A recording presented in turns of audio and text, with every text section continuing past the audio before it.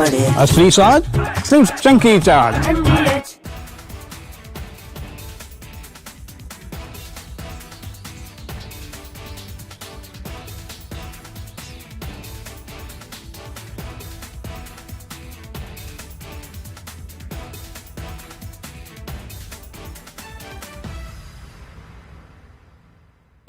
Pure सूजी pasta उबालो मिलाओ और खाओ 8 मिनट में तैयार। क्या टेस्ट है सबका राजा आर प्योर मसाला।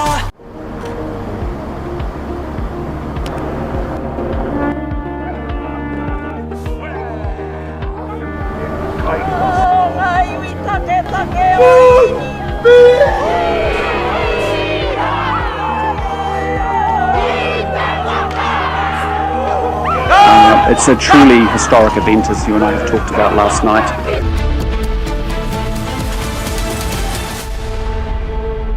थोड़े में ज्यादा स्वाद यही तो है इसकी खास बात। वाओ मामा क्या स्वाद है। अरे मेरे राजा सबका राजा आर प्योर मसाला। केसरिया से मन जोगी हुआ रे दिल झूमे देखो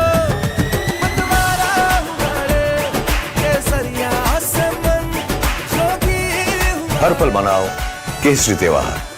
विमल बोलो जुबान केसरी। चमकी चाट से क्या बना है? सैंडविच लस्सी और छाछ हर घूंट में चमकी चाट। अब बताओ स्वाद आया? असली स्वाद सिर्फ चंकी चाट।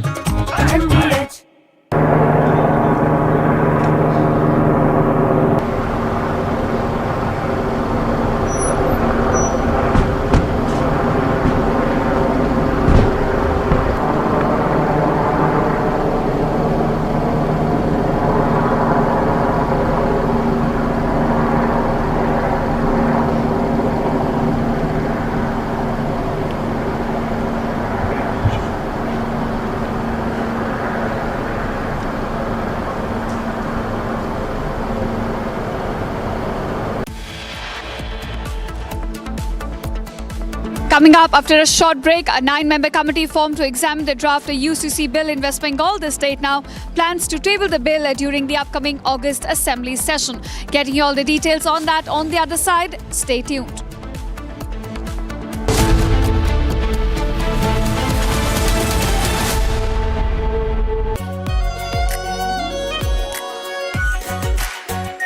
Our pure Shahi Paneer Masala. Delicious, healthy. Every day. Amity has been ranked amongst the top 3% universities globally, a testimony to Amity's globally benchmarked quality. चमकी चाट से क्या बना है? सैंडविच लस्सी और छाछ हर घूंट में चमकी चाट। ड्राई फ्रूट और दही बड़े। चमकी चाट से स्वाद बढ़े। असली स्वाद सिर्फ चंकी चाट। केसरिया से मन जोगी हुआ रे दिल झूमे देखो मतवारा हुआ रे। केसरिया से मन जोगी हुआ। हर पल मनाओ केसरी त्योहार। विमल बोलो जुबान केसरी। आर प्योर सूजी पास्ता उबालो मिलाओ और खाओ 8 मिनट में तैयार। क्या टेस्ट है सबका राजा आर प्योर मसाला।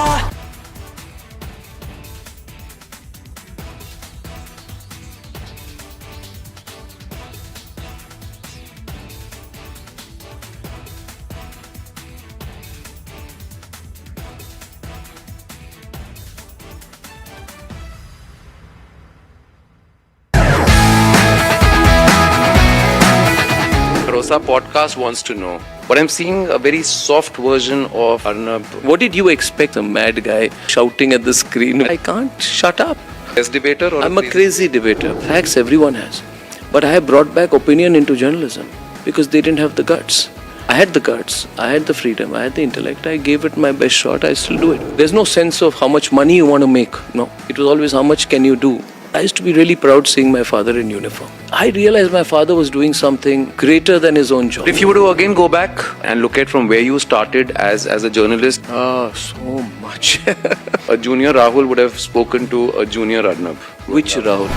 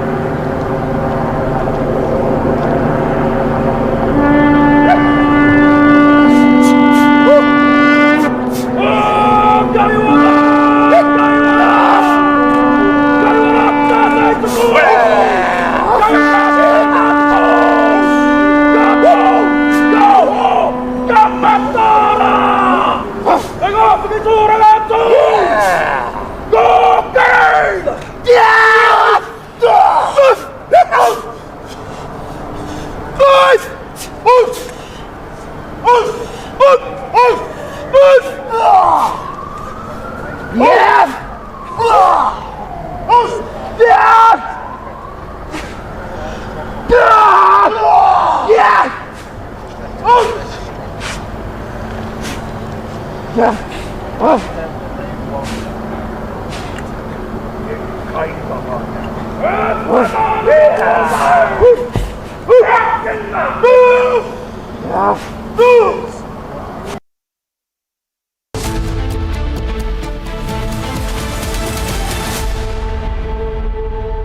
में ज्यादा स्वाद, यही तो है इसकी खास बात। वाओ मामा, क्या स्वाद है। अरे मेरे राजा, मसाला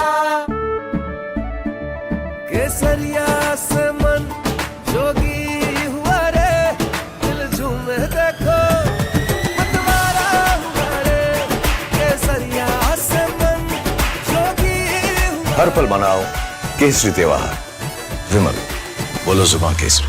चमकी चाट से क्या बना है? सैंडविच, लस्सी और छाछ और हर घूंट में चमकी चाट, ड्राई फ्रूट और दही बड़े। चमकी चाट से स्वाद बढ़े। असली स्वाद सिर्फ चंकी चाट।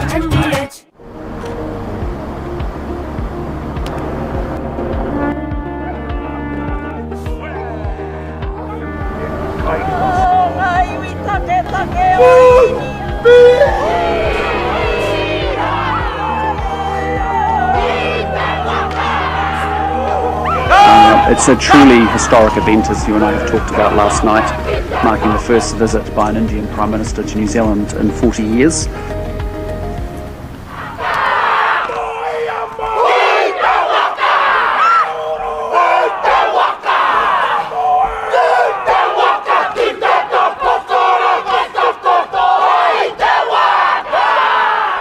It is a great pleasure to honour to host you here today.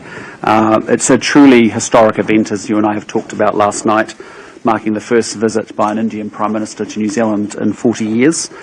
This visit is also a significant milestone in the New Zealand-India relationship.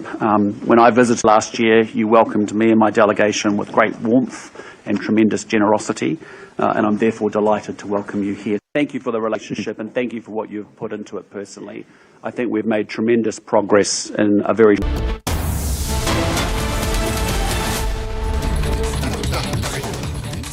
All right, welcome viewers. We're getting some breaking news at this hour. In a tragic accident, a boat carrying several Indians on board has now capsized near Phu Quoc Island in Vietnam. The incident, in fact, happened a few hours ago.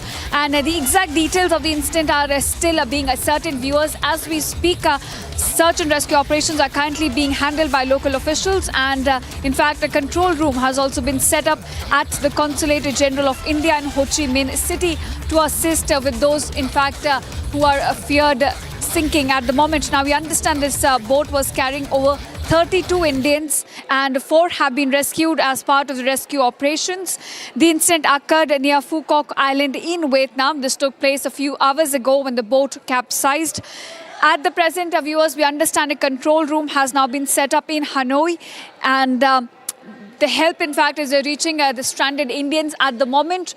Out of 32 Indians, about 4 have been rescued at the moment, and those are the visuals we're getting of the live rescue operations. In fact, on your screen, viewers, this comes in as a boat carrying over 32 Indians capsized near Vietnam's Phu Quoc Island a few hours back. And as we speak, viewers, we're getting you all the live updates about the rescue operations.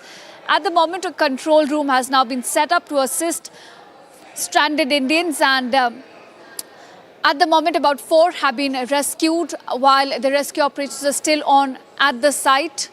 Local officials, in fact, are currently involved in the rescue operations. Meanwhile, the Indian Consulate General has also set up a help room to assist the stranded Indians, and these are the exclusive visuals we're getting, in fact, of the entire rescue op, which is still underway at this site. Now, for those of you just joining us, a boat, in fact, carrying over 32 Indians capsized a while back near Phu Quoc Island in Vietnam. And right now, we understand 4 Indians have been rescued while the rescue operation is still continuing. And there were about 32 Indians on that boat. A control room has also been set up to assist the stranded Indians, and those are the visuals we're getting of this boat tragedy that took place near Phu Quoc Island in Vietnam. This happened a few hours back, viewers, and we're getting live updates of the rescue operations as we speak. In fact, my colleague Chandrakala also joins with more details. Chandrakala, what do we know the latest about the rescue operation? How many Indians have been rescued so far? Well, details are still awaited. Of course, it's a shocking incident that has unfolded in Vietnam because we know that, a lot of Indian sailors are working in the Vietnam water. And the fact that this tragic incident is coming right at this moment, we have our visuals on screen. A boat carrying several Indian tourists has capsized near Phu Quoc Island in Vietnam just a few hours ago. In fact, what we are learning is that currently a control room has been set up to assist the family members, the families affected, and of course exact details of the incident are still awaited as far as this incident is concerned. And of course, as you have asked, how many Indians? Well, the numbers are not very clear, but yes, we are trying to learn. We are learning that 4 of them has been rescued. Well, we'll have to wait and watch as this incident proceeds. Of course, to provide information and assistance to affected families, control room at the Consulate General of India in Ho Chi Minh City has been set up. And few contact details has been mentioned here for the family members to get help and assistance at this time of at this hour. Of course, a control room has been established in Hanoi, and of course a phone number, a preferred phone number has been provided here. 3 contact numbers has been provided, as you can see. If you can mention those phone numbers in our screen, because that would help the family members who's being affected. But yes, more details are awaited because it's a very tragic incident. I'll come back to you, but right now let's tell our viewers who are just joining us what exactly is unfolding right now. It's a Phu Quoc Island near Vietnam. This is where a boat capsized a few hours back. It was carrying about 32 Indian, and now we understand, as per the rescue operations, about 4 have been rescued. And while the search for the 28 others is still on currently, it's the local officials who are involved in the rescue operation at the moment. And Chandrakala, what do we know about the condition of those have been rescued? Well, before I come across to you, Chandrakala, I just wanted to give a few updates because it appears to be this was first of all, Phu Quoc is a very, very popular tourist destination, and just to give you an idea about this particular place, Phu Quoc is frequented mostly by Indians. So we had from the videos that are emerging, seen that many people, many Indians or in people of Indian origin are lying on the ground, many of them in an unconscious state, many of them being given CPR. You can show those videos, very disturbing videos coming in from the Phu Quoc Island. These are initial videos. We can keep changing the videos. These were videos of the rescue operations, but there was a disturbing video that came in a few minutes back of many of them lying on the floor, at least 10 to 15 of them lying. We don't know whether they are alive or they have died, but what we can tell you is that the Indian mission, let's change the visuals please. Secondly, the Indian Embassy has established a control room in Hanoi to try and help everyone whose family members are either there in Phu Quoc or are missing. And the Indian Embassy in Hanoi has confirmed that this boat was carrying at least 32 Indians. This is a video from the spot. At least 32 Indians were on board this boat that capsized. This is in Phu Quoc Island. Once again, Phu Quoc is a very popular tourist destination where many Indians go there. Many Indians who travel to Vietnam go to Phu Quoc. Exact details of why the boat capsized is unavailable. What I can tell you is that the search and rescue operations are on. This happened a few minutes ago, and we're also hearing that there is a control room at the Consulate General of India at the Ho Chi Minh City. At the Ho Chi Minh City, there is a control room that has been set up. And in the control room, there are some helpline numbers. We'll put the helpline numbers as well. On the channel right now, we can put out the helpline numbers. So, our desk teams can just put out the helpline numbers. It's +84 in case you're seeing it. +84 36281 36281 7930 or +84 91 552 3714 +84 33 452 0414. A control room has been established in Hanoi and can be reached at +84 91 308 9165. So these are the helpline numbers. We will also put out the numbers on your screen right now. We will have the numbers at the bottom of the screen. giving you the numbers which you can reach out to right now if you have a loved one or someone you know stuck or missing in Phu Quoc Island in Vietnam. You can reach out to these numbers. There's a helpline. There's also a helpline set up in Hanoi. Now, these are details coming in. Now, what went wrong? We don't know. We are waiting for more details to come in. But I can confirm to you that as of this minute, at least 4 Indians were taken to a hospital. They were rescued. And there are pictures coming in of the boat that capsized. It appears to be a case of high tide. We don't know, at least the pictures indicating that the weather may have adversely changed, leading to this tragedy in the first place. But ladies and gentlemen, we can confirm to you that this is the moment of the capsize. We are hearing that this was the moment of the capsize. And this seems to be a tourist boat that was carrying people from one island to the other. And as of this minute, we're getting in more details right now. Phu Quoc Island, and many of them appear to be, at least from initial details, there is somebody, there are people who are asking for help, and they are speaking in Telugu. I can tell you that looking at the video, some people are speaking in Telugu, and some of the videos also tagging Nara Lokesh, the Deputy Chief Minister of Andhra Pradesh, to try and help. They are speaking in Telugu. This is the Oisen Per Island. Oisen Per Island in Vietnam. And there is a message. In fact, one person has said that there were 30 members from Andhra and Telangana. There is an Indian number mentioned as well. Indian number mentioned, so we'll just reach out to that number. 30 members from Andhra and Telangana are there. And there, it appears like a large group, primarily from Andhra and Telangana, and it appears like they were the worst affected.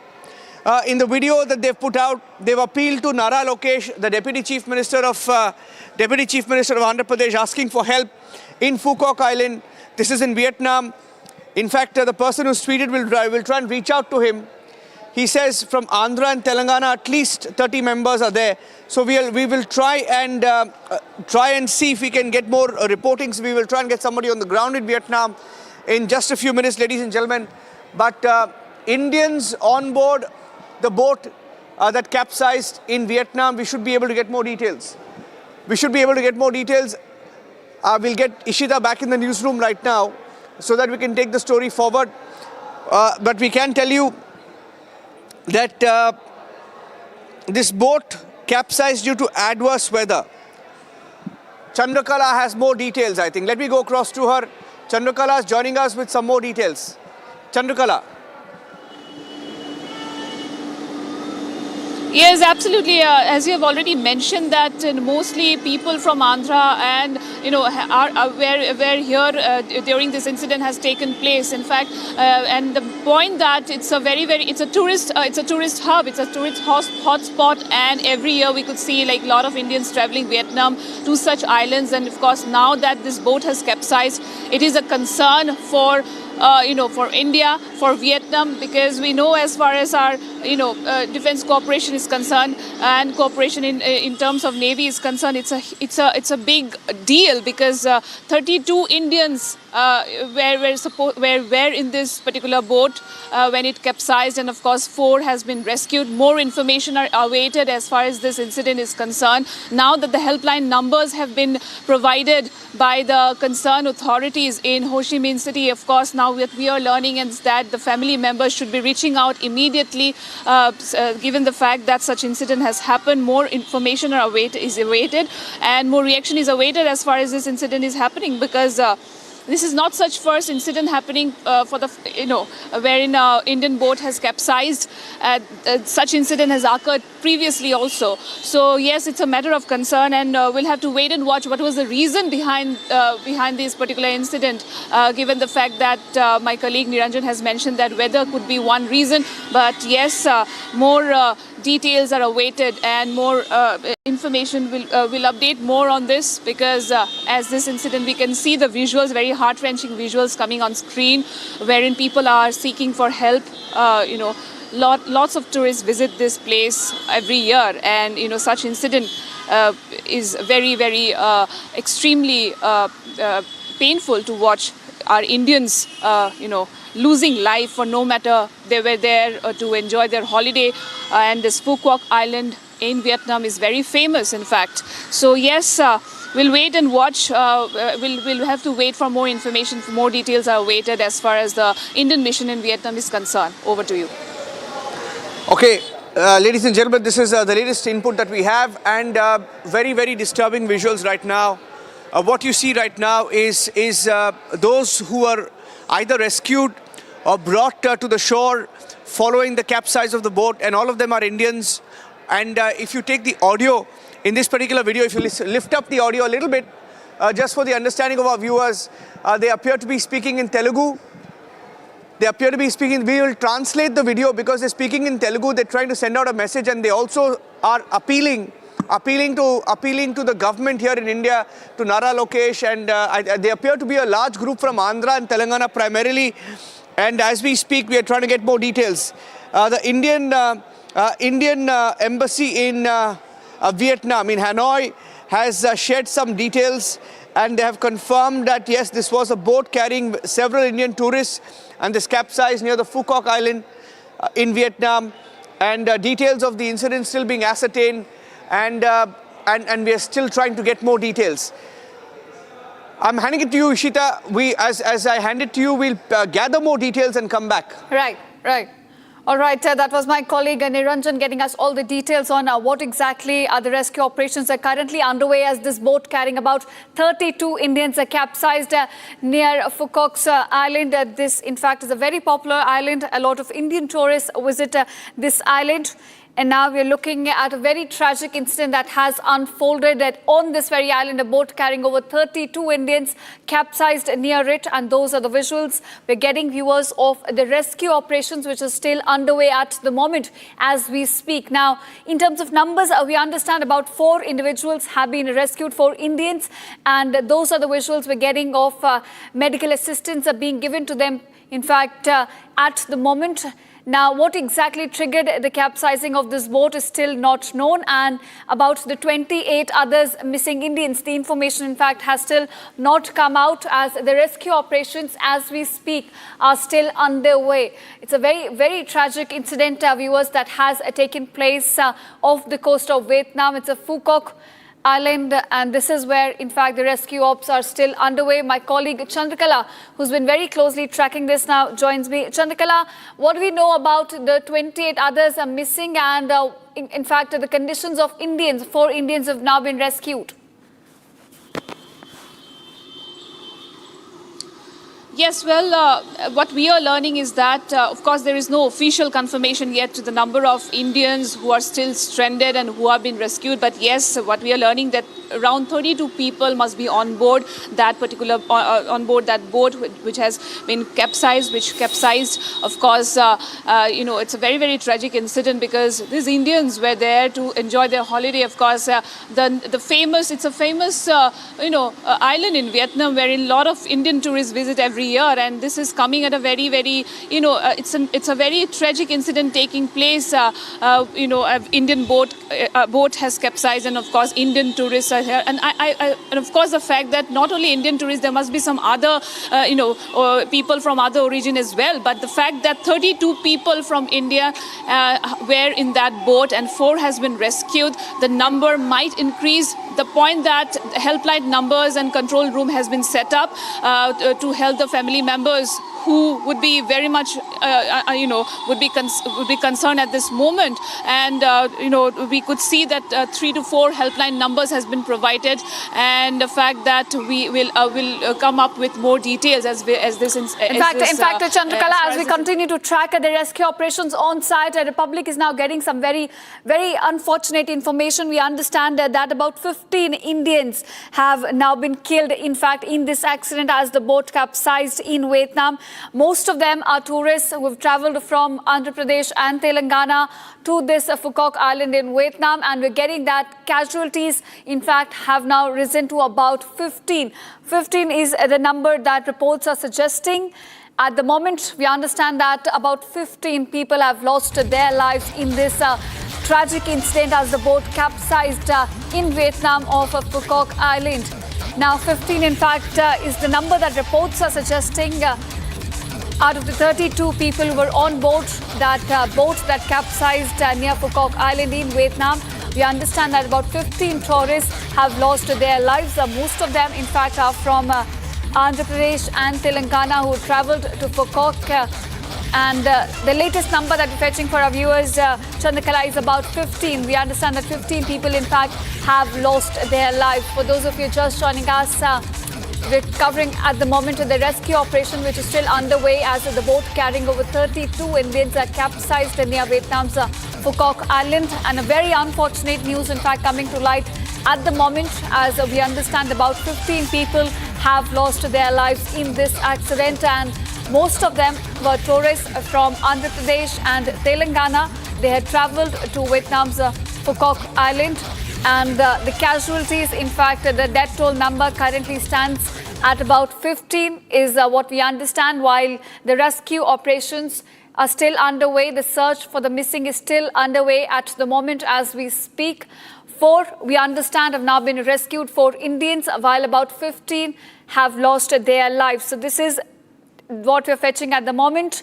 Also, in fact, getting you all the details, live developments about the search and rescue operations, which are still underway. Now, those 4 Indians are, in fact, being given medical assistance at the moment, while about 15 have lost their lives. It's a very, very tragic news that's coming to light at the moment as the boat capsized, carrying about 32 Indians near Vietnam's Phuoc Island. 15 of those who were on board have lost their lives, is what we're fetching at the moment, while the search and the rescue operations are still on for those who are still missing. In fact, the Consulate General of India has now set up a control room to help the stranded Indians, to help with those who are still missing. Helpline numbers have also been released that we're flashing on our screens for our viewers as well. And the number of viewers that we're getting at this hour is that about 15 Indians have unfortunately lost their lives in this very, very tragic accident that's coming to light. In fact, we understand that it was a speedboat which was carrying about 32 Indian tourists along with 4 crew members, and it capsized near Vietnam's Phuoc Island, killing about 15 people. Now, this is what we're getting from Vietnam media as well. So, about confirmation, in fact, coming in, about 15 Indian tourists who have lost their lives in this incident. Now, we understand most of them were, in fact, from Andhra Pradesh and Telangana. They had travelled to Vietnam, and in this very tragic news that's now coming to light, we understand that about 15 people have lost their lives. So, viewers, those are the visuals, in fact, we're getting. We understand 4 Indians have now been rescued. They are being given medical assistance, while about 15 others have lost their lives, and the search for the remaining is still currently underway. Local authorities, in fact, are involved in the search and rescue operations. Let's take a look at the visuals, in fact.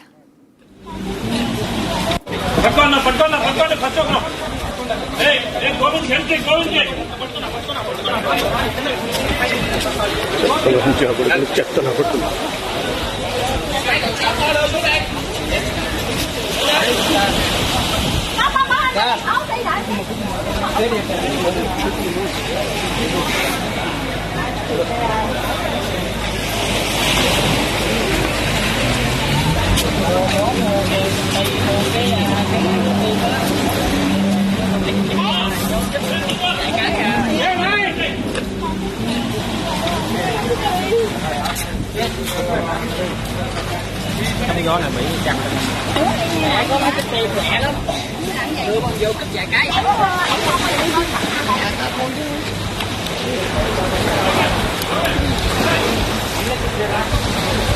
They counting only for how many dead bodies?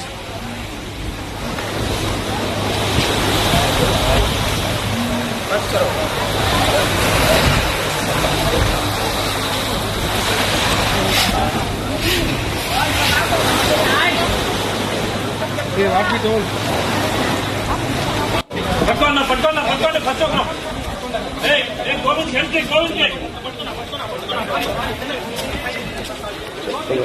All right, in fact, my colleague Shivam also joins us with more details on this. Shivam, what are we fetching about the rescue operations? So far, we understand that 15 casualties have already taken place. But what about other Indians who are still missing? What do we know about the rescue operation? Yes, the rescue operations are on as we speak now. There were more than 32 people, 32 on board and 32 Indians on board in the boat that capsized. Now, 15 Indians have been killed. Now, that's the confirmation that we have received, but very horrific visuals and very unfortunate story that we are reporting right now. This boat has capsized in Vietnam, which had 32 Indians on board in Phu Quoc, Vietnam. This is exactly the moment the boat capsized. The visuals on your screen, as you can see, the water in the turbulent waters, the boat capsized with more than 15 casualties, which have been reported. Very unfortunate. 15 Indians have been killed, and the helpline numbers are also, we're also flashing the helpline numbers as released by the embassy. This is the control room set up in Hanoi, and the helpline numbers, you can call on these numbers to know about the well-being of your loved ones if they were traveling on this boat. This is the exact moment of the capsize. The boat capsized on the screens, and also the 15 Indians which were killed in this boat capsize incident. Now, many who were rescued, they were given CPR in the beginning, but many died. This is the numbers are increasing as we speak, because we hope the numbers don't increase, but there were 32 Indians on board on this boat, and 15 Indians have now been confirmed killed. We're trying to get more information, but this is a developing story. But we got to know the story that now 15 people are confirmed killed. 15 Indians are confirmed killed, because maximum of those who were on board on the ship. In fact, Shivam, hold on to that thought. We're also understanding at the moment that 1 out of the 3 boats, in fact, capsized, in which about 15 Indians have now been killed. These were the Indians who had travelled from the states of Telangana and Andhra Pradesh, and right now we're getting fresh visuals of the rescue operations which are still underway at the moment, viewers. So there were essentially 3 boats carrying Indian tourists, out of which 1 capsized, killing about 15 people. Search and rescue operations of viewers are still on. There were about 32 people, 4 have been rescued, while the search for those who are still missing is underway at the moment. In fact, my colleague Chandrakala also joins us with more details on this.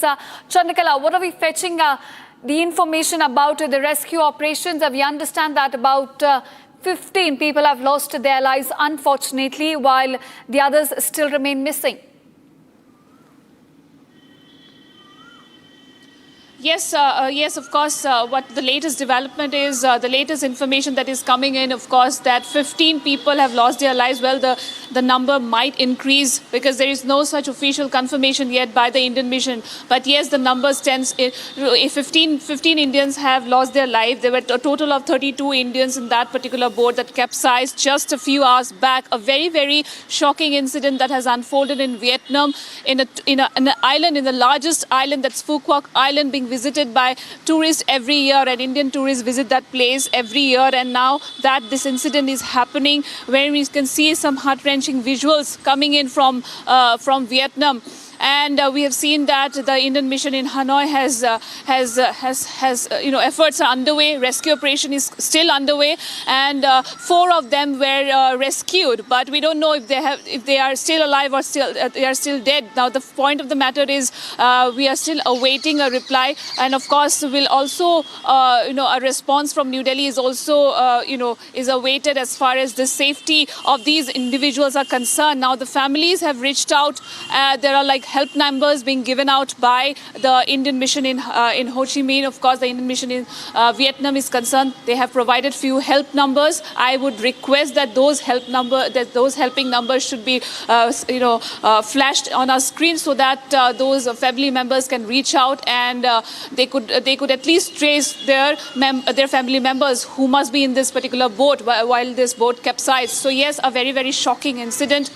And this will be taken up by both the Indian and the Vietnam authorities as far as the Indians who have lost their lives, and of course Indians who are now stranded there. Well, the number is we are still awaiting the exact number and the exact reason behind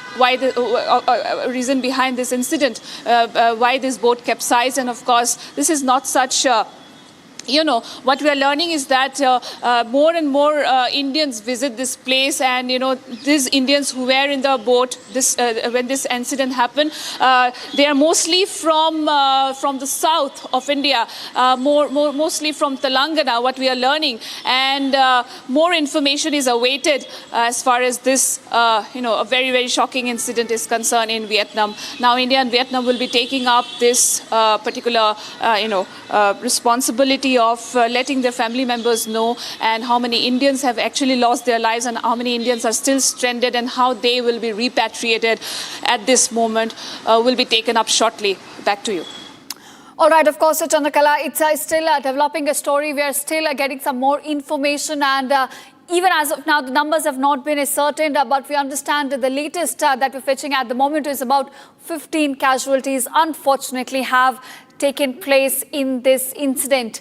And with that, in fact, viewers, we're slipping into a very short break, but don't go anywhere. We'll get you all the details about the rescue operation, which is still underway near Vietnam's Phu Quoc Island, as a boat capsized, carrying over 32 Indians, killing about 15. So right now, in fact, is slipping into a very short break.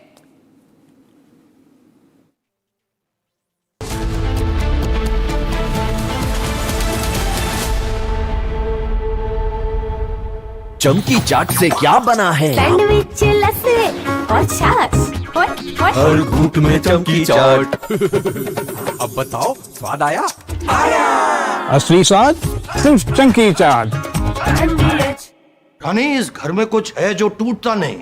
ये pillar कभी नहीं टूटेगा। Rungta steel TMT से बना। रुंगटा नहीं तो घर strong नहीं। रुंगटा स्टील TMT बार एकदम सॉलिड।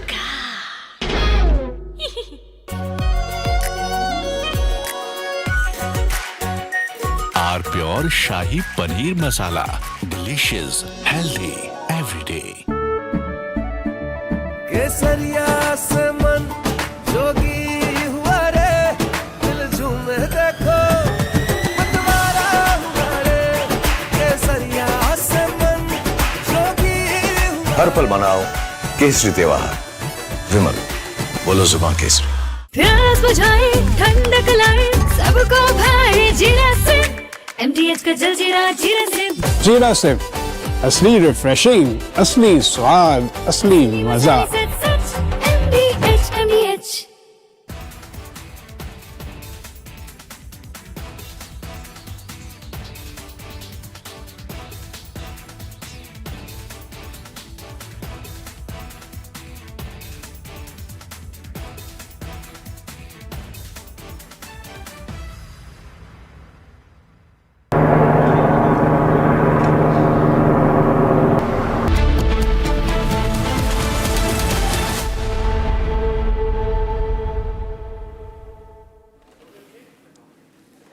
प्योर सूजी पास्ता, उबालो, मिलाओ और खाओ 8 मिनट में तैयार। क्या टेस्ट है सबका राजा R pure masala. Amity has been ranked amongst the top 3% universities globally, a testimony to Amity's globally benchmarked quality. प्यास बुझाए, ठंडक लाए, सबको भाए जीरा से। MTH का जल जीरा, जीरा से। जीरा से असली रिफ्रेशिंग, असली स्वाद, असली मजा। MTH।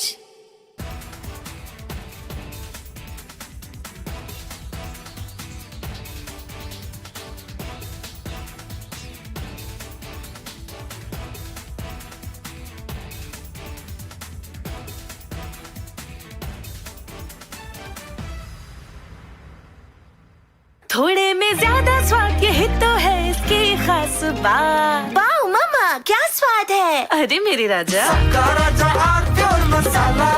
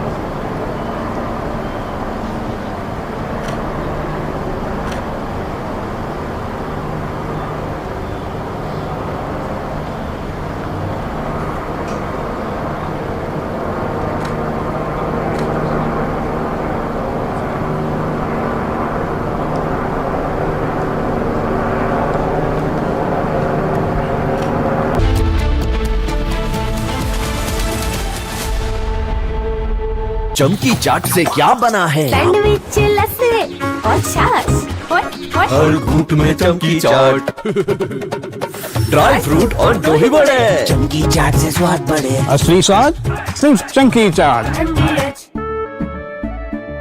केसरिया से मन जोगी हुआ रे, दिल झूमे देखो मतवारा हुआ रे। केसरिया से मन जोगी हुआ। हर पल मनाओ केसरी त्योहार, विमल बोलो जुबान Kesari.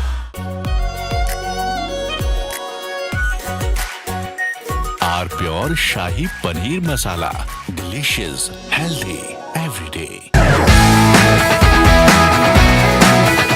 Rosa podcast wants to know, but I'm seeing a very soft version of Arnab. What did you expect? A mad guy shouting at the screen. I can't shut up. As debater, or I'm a crazy debater. Facts everyone has, but I have brought back opinion into journalism because they didn't have the guts. I had the guts, I had the freedom, I had the intellect. I gave it my best shot. I still do it. There's no sense of how much money you want to make. No, it was always how much can you do. I used to be really proud seeing my father in uniform. I realized my father was doing something greater than his own job. If you were to again go back and look at from where you started as a journalist, so much. A junior Rahul would have spoken to a junior Arnab. Which Rahul?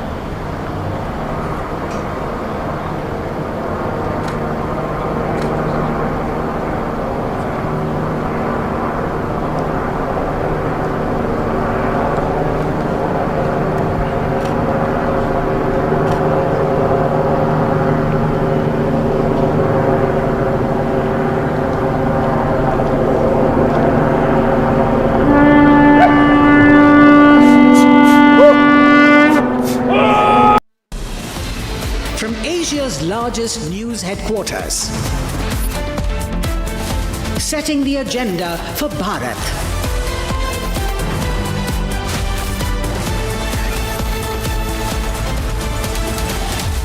You're watching Republic.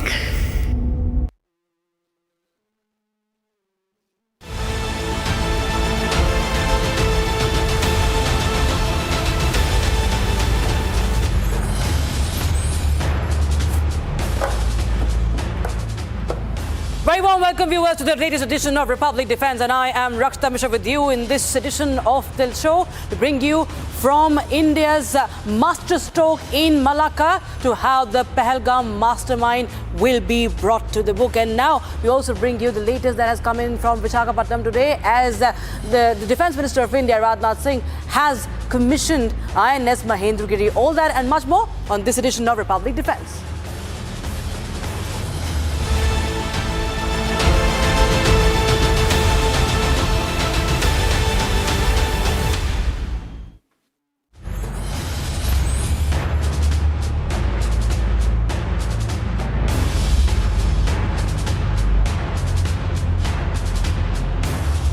All right, So in a mega boost to India's stealth firepower, India's 6th Nilgiri stealth class frigate, INS Mahendragiri, was commissioned today, equipped with the BrahMos missiles. Over 75% indigenously built, INS Mahendragiri has been commissioned in the Bay of Bengal today, guarding the eastern coast of India. The washer will undertake full spectrum of the maritime operations and can counter air, surface and the submarine threats. So let's understand more through graphics, viewers, and then we show you what the Raksha Mantri has said today. So viewers, INS Mahendragiri is, as we told you, 6th Nilgiri class stealth frigate.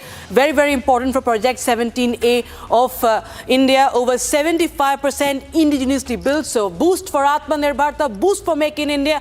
And the radar evading stealth architecture is what it boasts of. So yes, that's why it's the stealth frigate. It's equipped with the BrahMos missiles. And in fact, everybody knows about the superpower, the impact of the BrahMos. It's armed with the torpedo tubes and rocket launchers. And very important for a stealth frigate, it features the ICMS and the advanced tracking sonar as well. So it's the unseen warrior in the seas. Its operational facility, it has the operational facilities for helicopters. That's why it can counter threats on all fronts, even surface or air. So viewers, this is INS Mahendragiri, and it was commissioned today by none other than the Raksha Mantri of the country, Rajnath Singh. Listen to what he said. नई technology ने युद्ध का स्वरूप अवश्य बदल दिया है, किंतु उनको कन्वेंशनल वारफेयर के मीन्स का महत्व कम नहीं किया है। युद्ध के जो मूल सिद्धांत हैं, उनकी पूर्ति के लिए जो स्ट्रांग कन्वेंशनल कैपेबिलिटी आज भी उतनी ही आवश्यक है जितनी पहले थी। Future wars may be fought with artificial intelligence, but they will still be won by national resolve, trained soldiers, and the capable military power. All right, viewers, now shifting focus to the focus of the country on Indo-Pacific. America can say anything it wants, but India is redefining the Indo-Pacific ties. Over the years, viewers, we have one threat, that is China. It has visibly attempted to surround India. We're talking about the string of pearls. It has done so by taking over the port developments and establishing maritime bases in Pacific Ocean, in the South China Sea, and even the Indian Ocean. Like we saw the Hambantota port, we talk about Sri Lanka, we talk about what it's doing in Bangladesh. Now, in Prime Minister Modi's recent visit to Indonesia, India inked two crucial deals. One, to sell BrahMos and Astra missiles to Indonesia, and second, very importantly, to develop Indonesia's Sabang port. And this is the Indian recipe to checkmate China. Now let's first understand what has China been doing through what is being called the string of pearls, viewers.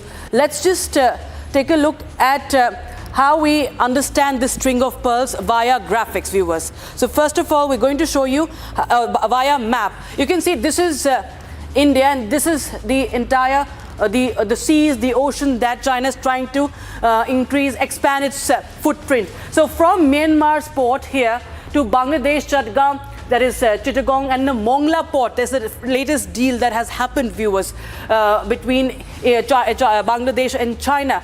Sri Lanka, Hambantota port, and a very old story there. And also Laos, these are the areas, and this entire Maldives, viewers. Maldives also where China has exercised its influence right up to Pakistan. The CPEC, that is the BRI, that is the flagship project of the Chinese, and the Gwadar port. So, and also not to forget Djibouti in Africa.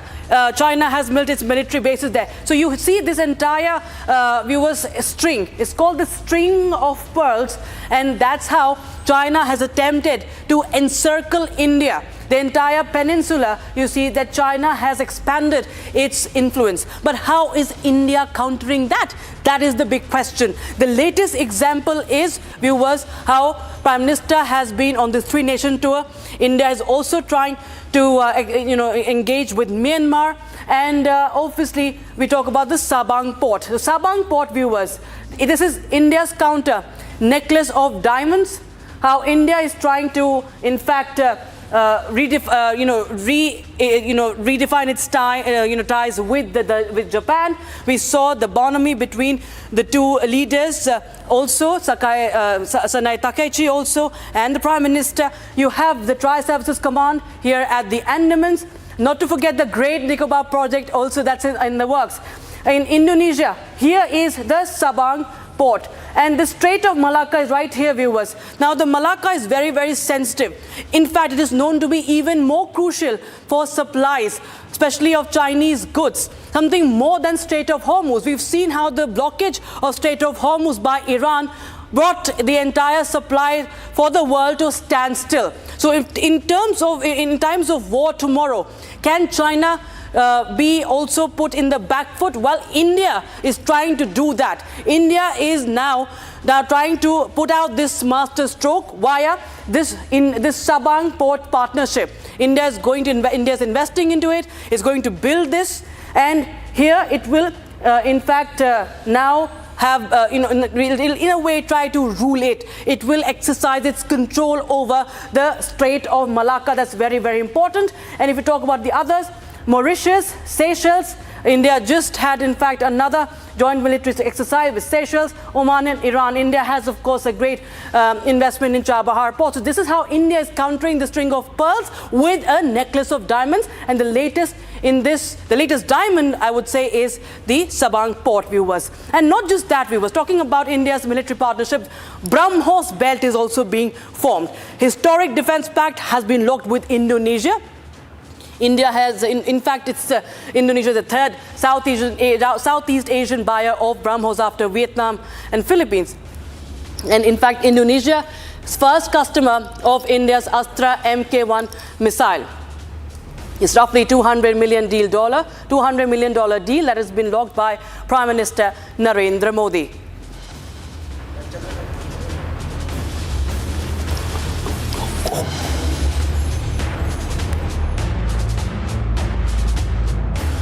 All right, so to understand more about this Malacca master stroke, let's get into a conversation with Mr. Rajiv Bhatia, former Indian diplomat. Ambassador Bhatia, very, very honored to have you here on Republic Defense. And sir, we see how there's great significance to the three-nation tour of Prime Minister Narendra Modi. And the case in point is the Indonesia visit from BrahMos to Astra missiles. We also have the Sabang port deal, sir. Do you feel that all this is in a way strategically checkmating China in the seas? Thank you very much for inviting me to your show. And thank you by starting off a question which is of great interest in public today. The basic rationale of this very well conceived trip of Prime Minister to three countries very much was to focus on the maritime dimension of India's relations with the countries in the East. And I think we should remember that July, therefore, has become the month of Indo-Pacific, especially if we remember that in this month itself, Prime Minister also received the Prime Minister of Japan as well. So now you have a situation where we are focusing on Indonesia. Indonesia is a country of great importance because of its geostrategic position. It is in a kind of a dominant situation in the Indian Ocean. It connects India and our part of the Indian Ocean to well beyond Indonesia to Australia. So to come to the central point of your question, whether the tour was with reference to China, I would be quite honest and say that the vision behind this tour goes beyond China, but certainly China also plays a role to shape it. I think, why do I say this? Very simple reason. India is fully aware, those informed people who follow these matters are fully aware of the basic connections, historic connections, civilizational connections between India and Indonesia. for many, many times in the past years, attempts have been made to strengthen this relationship. But I think I can say from my personal perspective, having served in Jakarta several decades back, that the kind of energy and enthusiasm and excitement the relevant people are feeling and experiencing today is fairly unique. So it is the larger perspective, but at the same time, I think the China factor, particularly the changing or transforming nature of China-US rivalry, where these two countries, instead of combating each other or competing with each other, they are now trying to become good friends. And in that situation, naturally, countries such as India, Japan, Indonesia, Australia, others have to increase their cooperation to counter this new situation. Yes, sir. But, we were focusing on China because we've seen that we talk about the string of pearls time and again. Now, India also is trying to counter that. So you feel that this is important in view of what has been happening with China also now trying to make proposing or planning a corridor in the east, a CPEC style corridor that is going through Bangladesh and Myanmar as well, sir? Well, China is a country which understands the language of strength. Yes. If you are strong, China respects you. If you are weak, China handles you in a different manner. This is the 101 in terms of China. But at the same time, for us, the media and the strategic community in India, we should be a little careful when we are talking about China. Okay. China is a country with which government is running a very well-calibrated policy. Okay. The whole idea is that we maintain good, cordial relations with China. Right. And we create a situation in which the hostility or the adversarial nature of the relationship gets diminished or minimized. Effectively, India's policy is to manage China wisely. And absolutely, if we put the two things together, we are showing our strength. You rightly said, these missiles pacts, they are of great importance. Sabang project is of great importance. But most important thing is that there is a new political synergy between Delhi and Jakarta, which we must take note of. Right. Absolutely. Rightly pointed out there. And many thanks for your reading of the situation, Ambassador Bhatia. Thank you so much for joining us on Republic Defense. Thank you. Thank you very much. Good luck. Now, for only the third time since its inception, the FATF, Financial Action Task Force, openly slammed a terror attack. And that was the cowardly Pahalgam terror attack in 2025. NIA recently filed an additional charge sheet in the Pahalgam terror attack, which named Lashkar-e-Taiba and its proxy TRF, as well as the terrorist Hafiz Saeed as the mastermind, who is the chief of both. And it's now put on judicial record by the NIA. So this supplementary charge sheet makes it clear that the attack was financed and executed by Pakistan-based organizations, strengthening its case against Pakistan. This is what India intends to use as evidence now in FATF, viewers. We'll tell you how, what could be the next step, why this naming of Hafiz Saeed is important for the NIA and for India, of course, to bring justice. Now, viewers, we talk about nailing Pakistan's role. We talk about how this can be used to build a case in the FATF. Now, India will be, of course, intending to push Pakistan back in the grey list because it was out in 2022. Somehow it escaped. Now, India will use the videos, India will use all that it has to prove that it was Pakistan's role, that it was these terrorists who are on Pakistan's soil who have in fact orchestrated this entire attack. Pahalgam terror financed by Pakistan also. And remember, Republic TV has broken the story of how the digital hawala was also used so as to sponsor terror on Indian soil. India will also be presenting video proof and actionable data to build a case. So this is because FATF watch list has a grey list and a black list. It was on the grey list and Pakistan somehow escaped in 2022. And now this becomes a case in point to, in fact, India to advocate for bringing it back to the grey list. India has in fact named Hafiz Saeed as both the chief of Lashkar-e-Taiba and the TRF also, which is a proxy.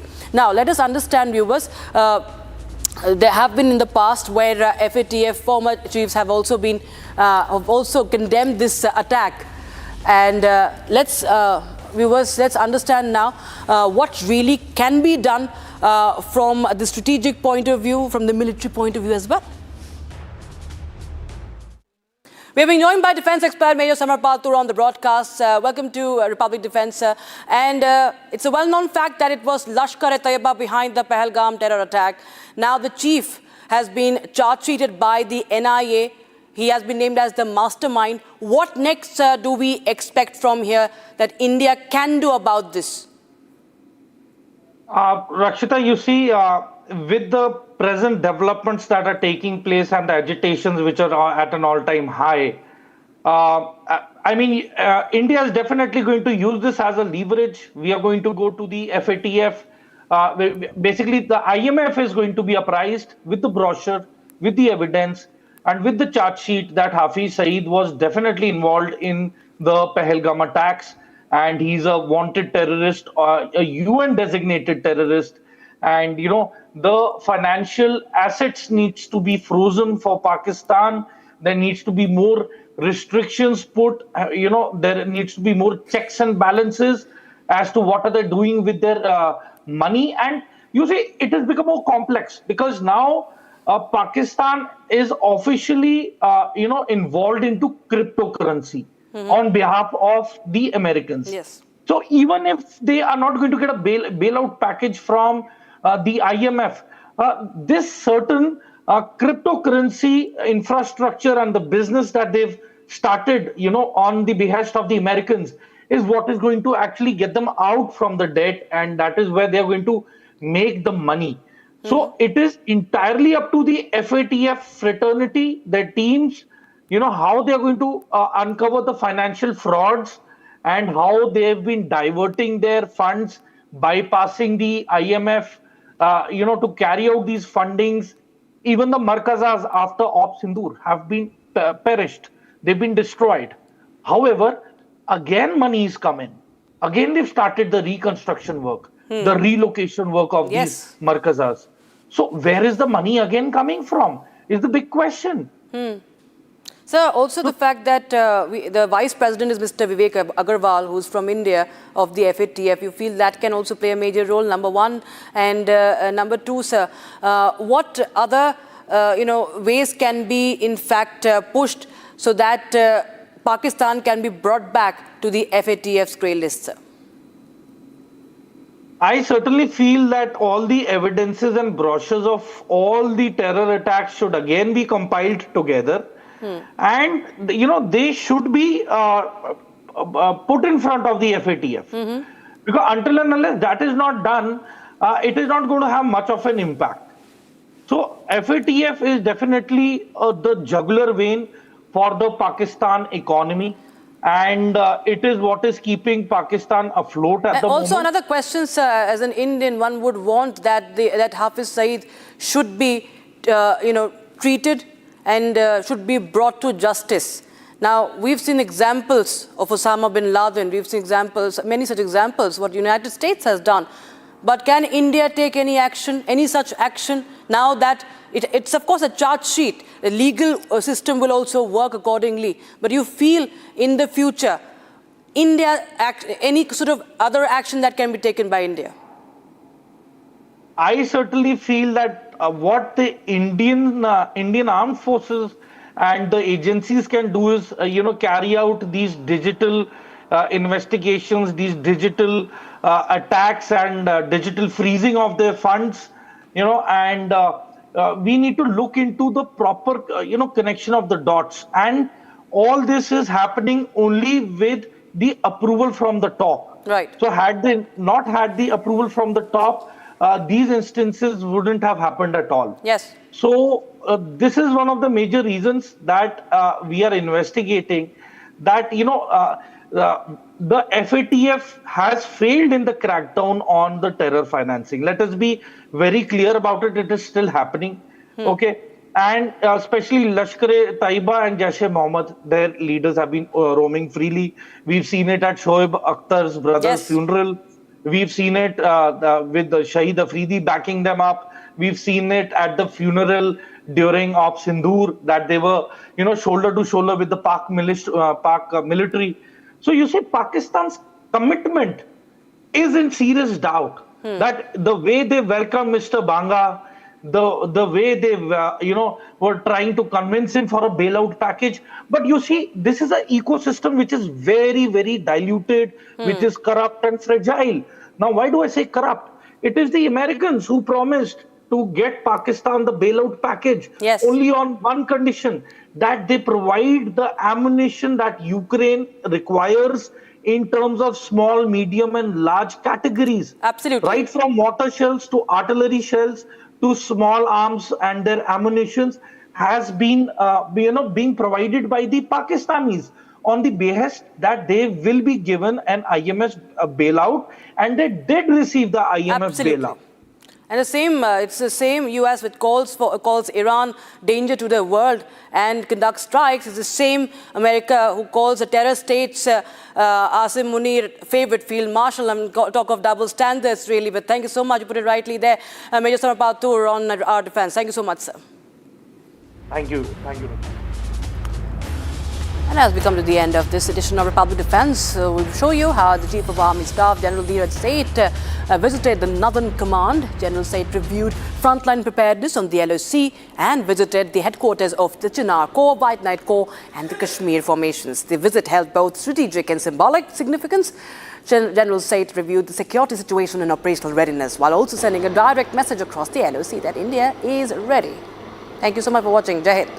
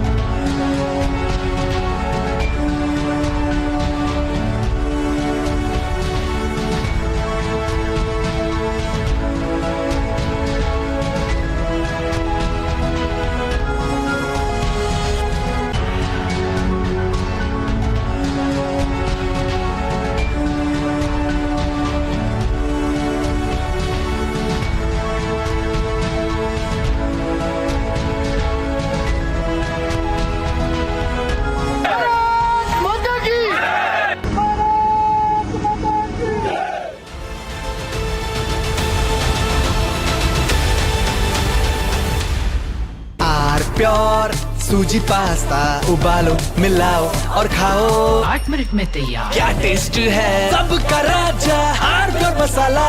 यानी इस घर में कुछ है जो टूटता नहीं। ये पिलर कभी नहीं टूटेगा।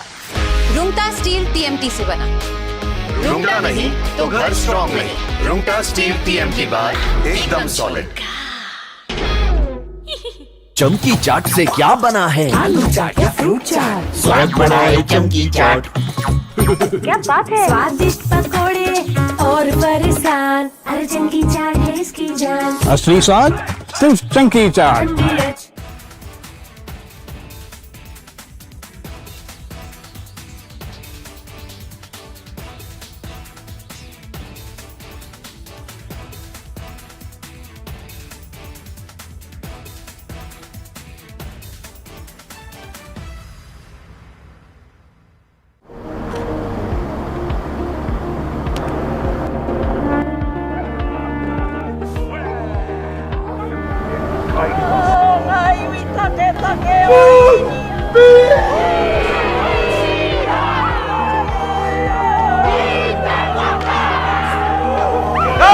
It's a truly historic event, as you and I have talked about last night, marking the first visit by an Indian Prime Minister to New Zealand in 40 years.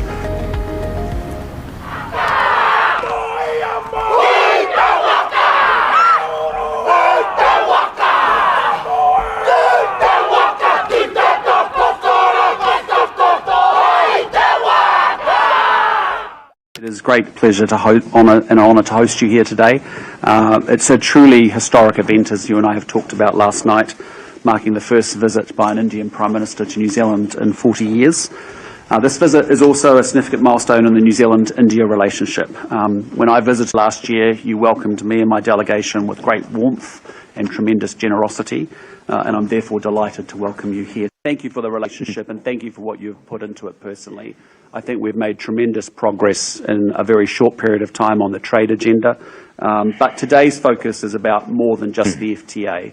It's about where we go to next in this relationship and how we broaden that out. And I know we have very proud to announce that we will be forming a strategic partnership which will give the relationship more framework and breadth for us to continue to expand as we go forward from here. मेरे लिए खुशी की बात है कि 40 साल के बाद भारत के प्रधानमंत्री का न्यूजीलैंड आना हुआ है और आपने एक प्रकार से आपकी आर्थिक राजधानी में कार्यक्रम बना करके भारत और न्यूजीलैंड के संबंधों को एक नई ताकत देने का एक अवसर पैदा किया है।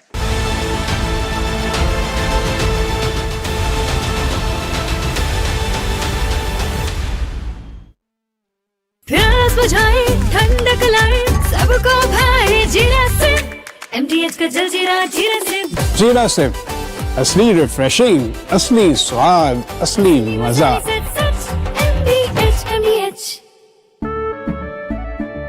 केसरिया से मन जोगी हुआ रे दिल झूमे देखो मतवारा हुआ रे केसरिया से मन जोगी हर पल मनाओ केसरी त्योहार विमल बोलो जुबान केसरी।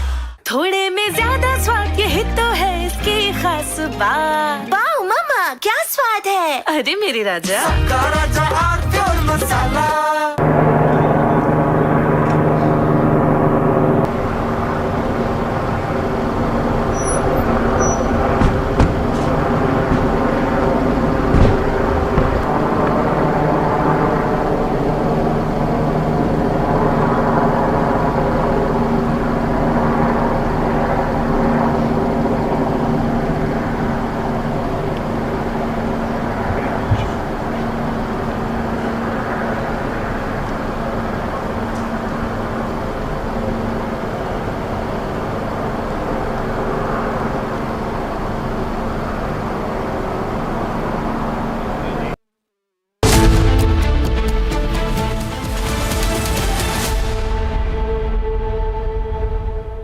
चमकी चाट से क्या बना है? सैंडविच लस्सी और छाछ और हर घूंट में चमकी चाट। ड्राई फ्रूट और दही बड़े। चमकी चाट से स्वाद बढ़े। असली स्वाद सिर्फ चमकी चाट।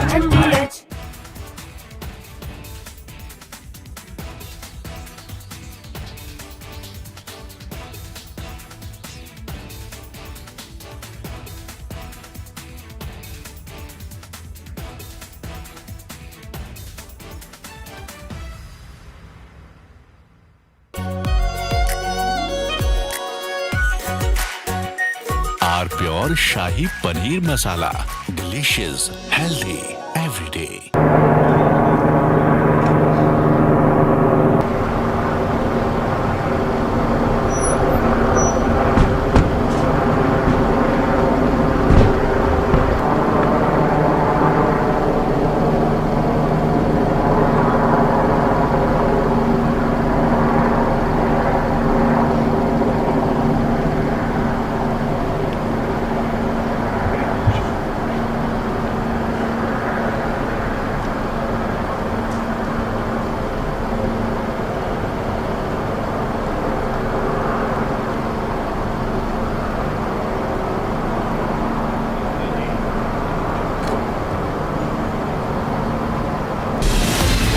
From Asia's largest news headquarters, setting the agenda for Bharat.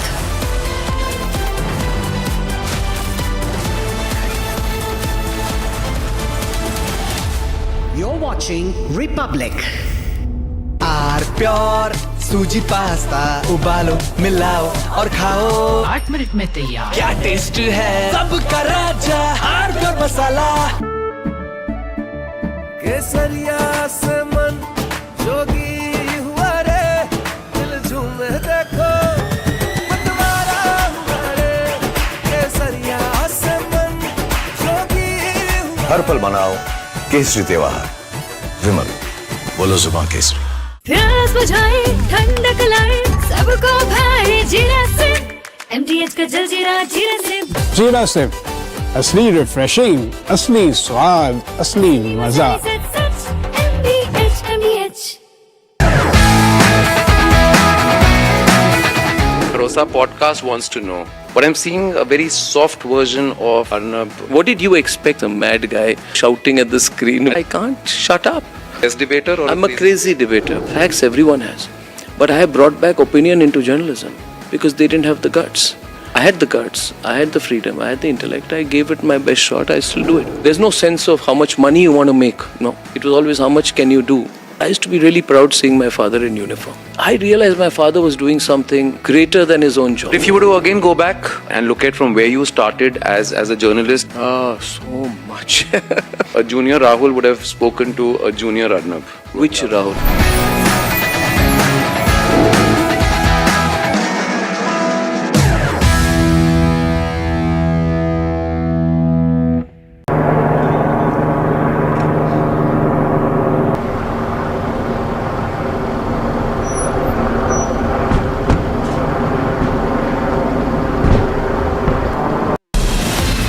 From Asia's largest news headquarters, setting the agenda for Bharat.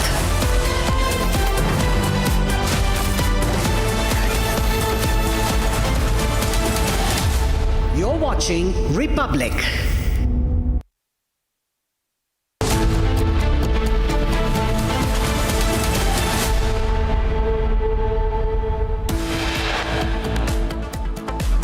Boat carrying mostly Indian tourists capsizes in Vietnam. 21 people rescued. Deadly boat mishap in Vietnam. New Zealand Prime Minister in his address during Indian Diaspora Community event highlights Indian Prime Minister was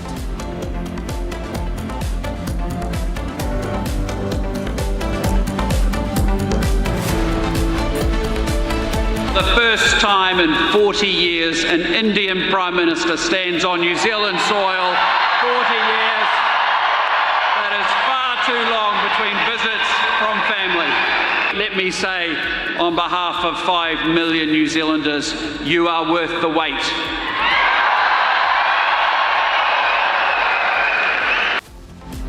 Star welcome for the Prime Minister and New Zealand leader, says Prime Minister from India coming to visit the country after 40 years. It was worth the wait. Prime Minister Modi addresses Indian diaspora in Auckland, highlighting the strength of the people of the country and the connection that is growing stronger between India and New Zealand. Bilateral talks between Prime Minister Modi and his Kiwi counterpart. The exchange has several MOUs in trade and other sectors. $20 billion investment top of the agenda. Indian Navy inducts Mahendragiri, the 6th Project 17A indigenous stealth frigate, into its eastern fleet at Visakhapatnam.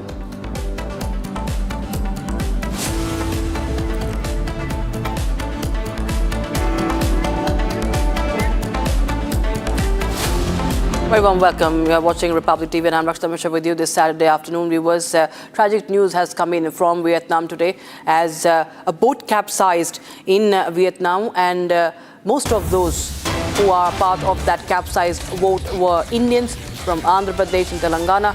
Tragic accident casting a shadow over the holiday. Tourist boat carrying several Indians capsized near the Phuoc Island, killing 15, out of which mostly were Indian. Rescue teams have been rushed to the spot. Vietnamese authorities launching a massive search and rescue operation to locate those missing and assisting the survivors. The exact number of Indian tourists on board and the extent of casualties are being verified. In the videos, it can be seen that Indians were being given CPR. Anxious families awaiting updates. Focus remains on the ongoing rescue efforts and the fate of those still unaccounted for. My colleague Chandrakala is joining us live on the broadcast. From Chandrakala, what is the latest update that you're picking up as far as the rescue operations in Vietnam are concerned?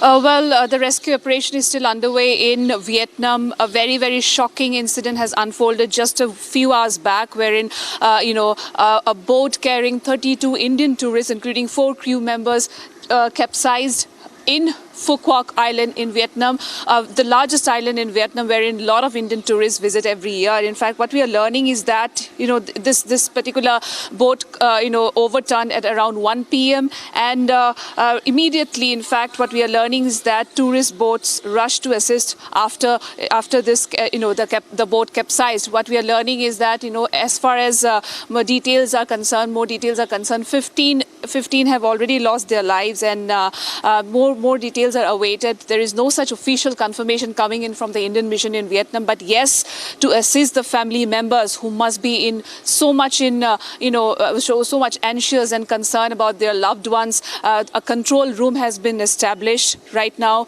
in Ho Chi Minh City, wherein a few helpline numbers has been given. And what we are learning is that, in fact, as far as Vietnam's tourism is concerned, Phu Quoc Island, this is the largest island in Vietnam, received 5.7 million tourists every year. And first 6 months this year, they have received 5.7 million tourists in the first 6 months this year. So yes, a very, very concerning incident, a very, very concerning situation, wherein, of course, what we are learning is that both India and Vietnam authorities would be taking up as far as more Indians who would be stranded right now, the number of which is still, not very clear. And what we are learning that 34, Indian tourists were there, and of course there were 4 crew members who were also in the boat, and 15 have already lost their life. 4 of them has been rescued, but not very sure about their condition. And more details are awaited as far as this incident is concerned. A very, very tragic incident has unfolded in Vietnam just a while ago, and more details are awaited. And 32 Indian tourists along with 4 crew members were present in this boat. And what we are learning is that mostly these Indian tourists belong from Telangana, Andhra Pradesh, and very, very concerning situation. And New Delhi will be taking up with the authorities there in Vietnam, in the Indian mission in Vietnam. A detailed response is still awaited as far as how many Indians are still stranded and what steps would be undertaken to repatriate them as soon as possible. Over to you. What are you picking up as far as the cause of this capsize is concerned? And weren't there enough safety measures is also another big question, Chandrakala. What are you picking up? Well, yes, absolutely. I mean, this is a safety concern. This is a safety issue as far as Indians are concerned. They're in Vietnam. Indian tourists visit Vietnam every year. And this particular incident has raised, eyeballs among all the in India, of course, as far as the safety is concerned. And as far as the incident behind the reason behind this particular incident is still to be ascertained. And there is no such official confirmation coming in from Indian mission in Vietnam. But yes, the latest statement, we have seen the latest statement, the exact details of the incident are being ascertained as search and rescue operation by local authorities still continues, in order to provide information and assistance to affected families. A control room at the Consulate General of India, Ho Chi Minh City, has been set up, which can be reached at, there are multiple helpline numbers being put out by the Indian mission in Vietnam. I would request to flash those detailed numbers, the contact details, the helpline numbers for the families affected, so that they can reach out and get in touch with the loved ones. Of course, it's very unfortunate because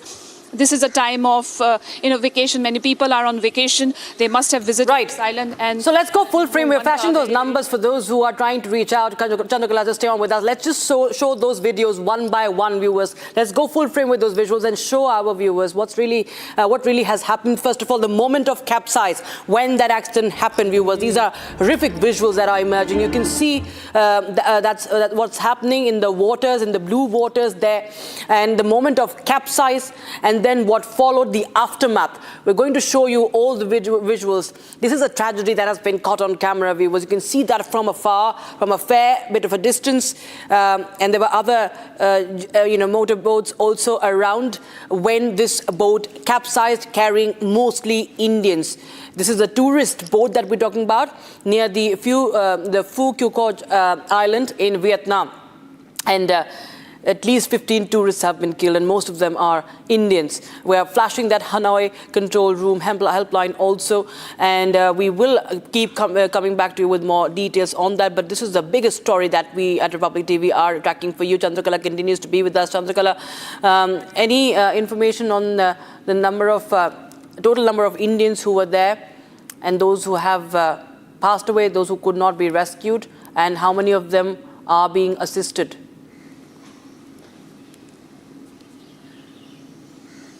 Of course, the latest information is suggesting that 32 Indian tourists along with 4 crew members were present, and 15 have already lost their lives. As the rescue operation is still underway, I think the numbers are going to increase as this operation is underway. And what we are learning is that 4 of them has been rescued, but the point is they have been shifted to the hospital.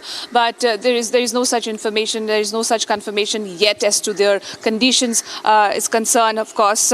And the point that I would like to mention here for our viewers to know is that the speedboat operated by Ocean Pearl Island Company was actually transporting the tourists just 25 kilometers from Phu Quoc Airport when it capsized about 400 meters off Honmai Road, Naugi, throwing everyone on board into the sea. So yes, very, very concerning, development happening at this point of time.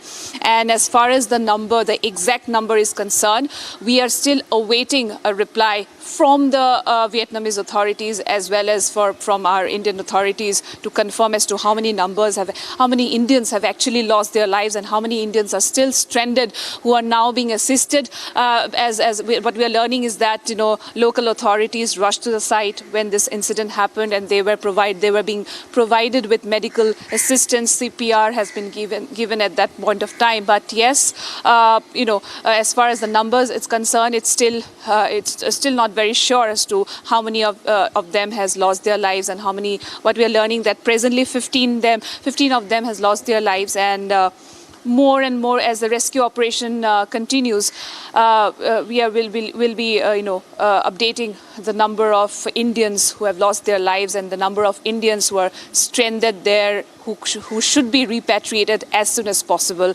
and given the right medical assistance. All right, that is, viewers, the latest update that my colleague Chandrakala is getting for you, and we are also flashing that number, the control room that has been set up in Hanoi.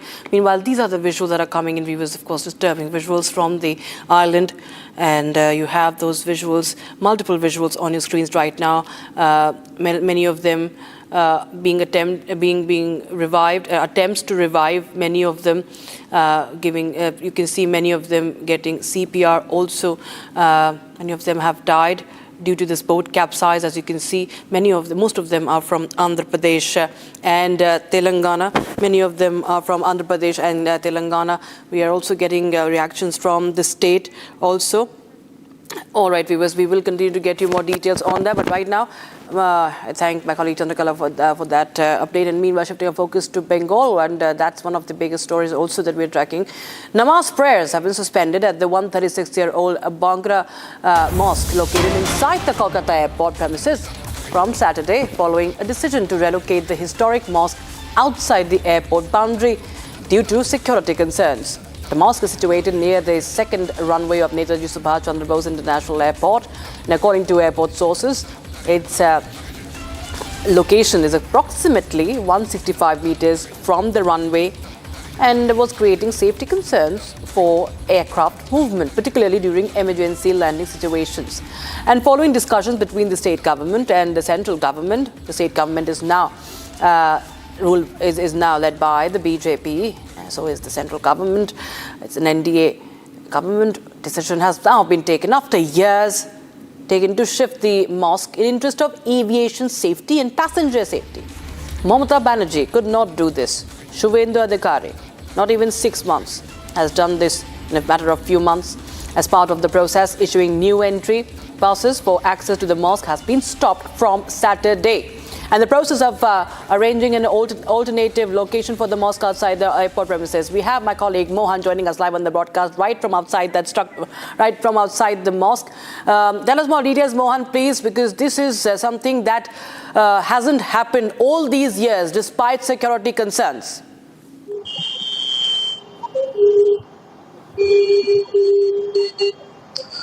एकदम madam मैं बता दूं कि ठीक मैं जहाँ खड़ा हूँ ये बाईं ओर जो है ये काला जो गेट दिख रहा है यहाँ से इस रनवे एयरपोर्ट का जो दमदम विमानबंदर है दमदम एयरपोर्ट है उसका रनवे में यही जो जगह है यहाँ से एंट्री लेकर के इसके भीतर में 136 साल पुराना एक मॉस्क था जो जिसमें प्रतिदिन यहाँ के लोग जो स्थानीय लोग हैं वो अपना सिर्फ आधार कार्ड दिखाकर आराम से इसके अंदर चले जाते थे और नमाज अदा किया करते थे। 136 साल से वो जो है मॉस्क वहां पर था और इसको हटाने के लिए स्वाधीनता के बाद कोलकाता एयरपोर्ट अथॉरिटी ने बार बार अपनी कोशिश की।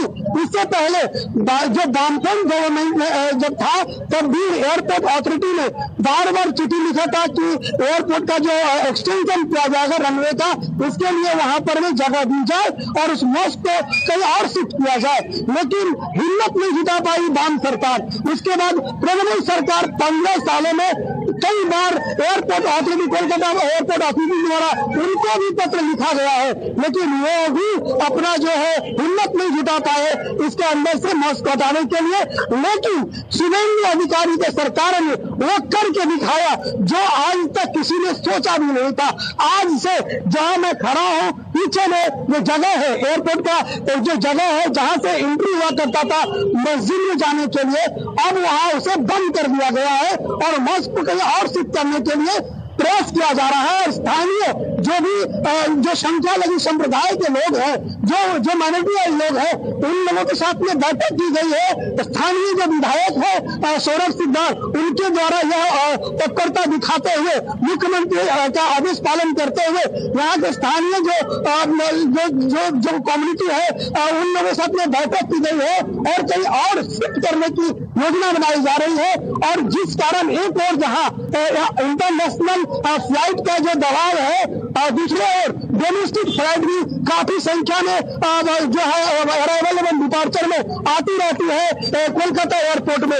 इसलिए बहुत इसकी अहमियतता को देखते हुए जो सरकार जो है इसको जो रनवे है जो उसको संप्रसारण करना चाहती है उसको एक्सटेंशन करना चाहती है।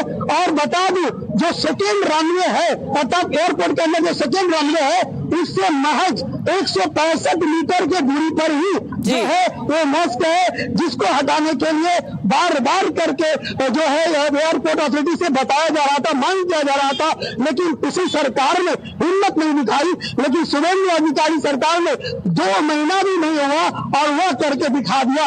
अर्थात यहाँ पे जो मॉस्क था उसे कोई और स्थापित किया जाएगा, वहां पे लोग अपना नमाज कर पाएंगे और भीतर में रनवे का विस्तार किया जाएगा। इस तरह से जो है सरकार की जो प्रक्रिया उसका जो पहल आज से शुरू हो गई है और इसे बंगाल के लोग बहुत ही अच्छे नजर से देखते हैं। कारण यहाँ पर जो है कोलकाता एयरपोर्ट पर एक और जहाँ इंटरनेशनल जो फ्लाइट से काफी संख्या में आती है दूसरी तरफ जो डोमेस्टिक फ्लाइट है वह उसका भी गिनती बहुत है जो बहुत रश होती है इस एयरपोर्ट में। इसके लिए एयरपोर्ट का जो रनवे है उसका विस्तार बहुत ही आवश्यकता था, जरूरी था, जिस कारण में जो सरकार ने एयरपोर्ट अथॉरिटी को यह करने की अनुमति दी है। बिल्कुल Banendra हमारे साथ we'll just show our viewers once again to help understand why is it of importance and where exactly it was. Just as Mohan was telling us, it is just 165 meters away from the tarmac at the Kolkata airport. That's the map we see, viewers, and the exact position you can see, at least what the map suggests to us, is that this is where the mosque is. You can see it's 165 meters away from the tarmac. And this is it's a centuries old mosque, 136-year-old Bakra mosque. It is also called as Goripur Jami Masjid. and this is near the secondary runway of the Netaji Subhash Chandra Bose International Airport. And none of the previous governments could do. The Trinamool Congress refused to listen to the authorities that this was a security threat, especially when there are emergency landing. So this is happening after the BJP takes over in Bengal. All these decades, this could not happen. Mohan, हमें आप बताएं कि जब भी पिछली सरकार थी, जब तृणमूल की सरकार थी, क्या वजह दी जाती थी, किस बुनियाद पे, किस बेसिस पर इसको हटाने से मना किया जाता था?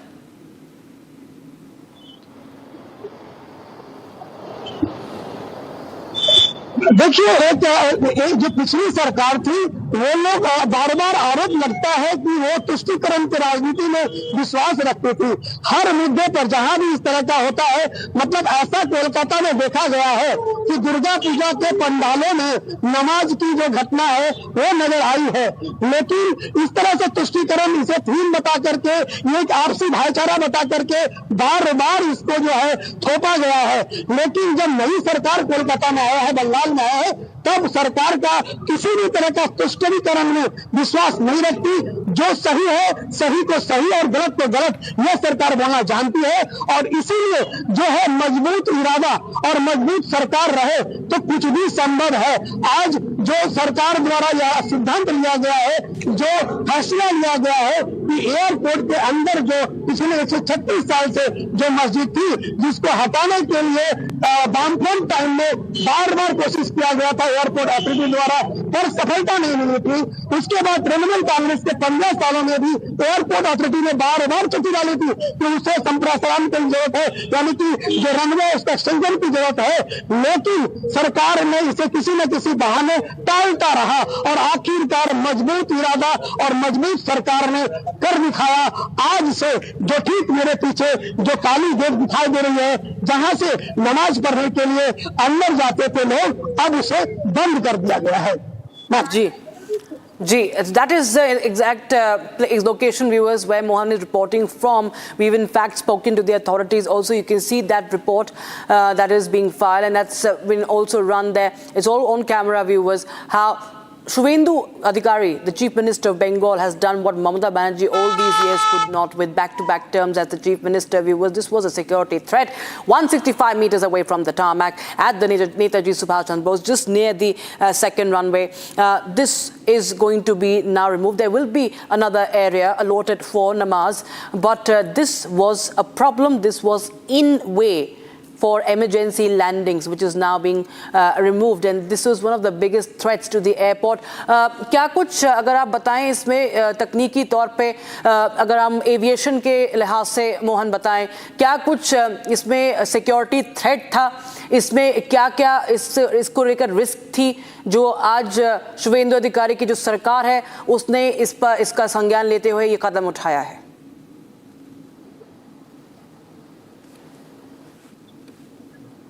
एकदम आपने सही बताया, बहुत बड़ी सिक्योरिटी थ्रेट थी।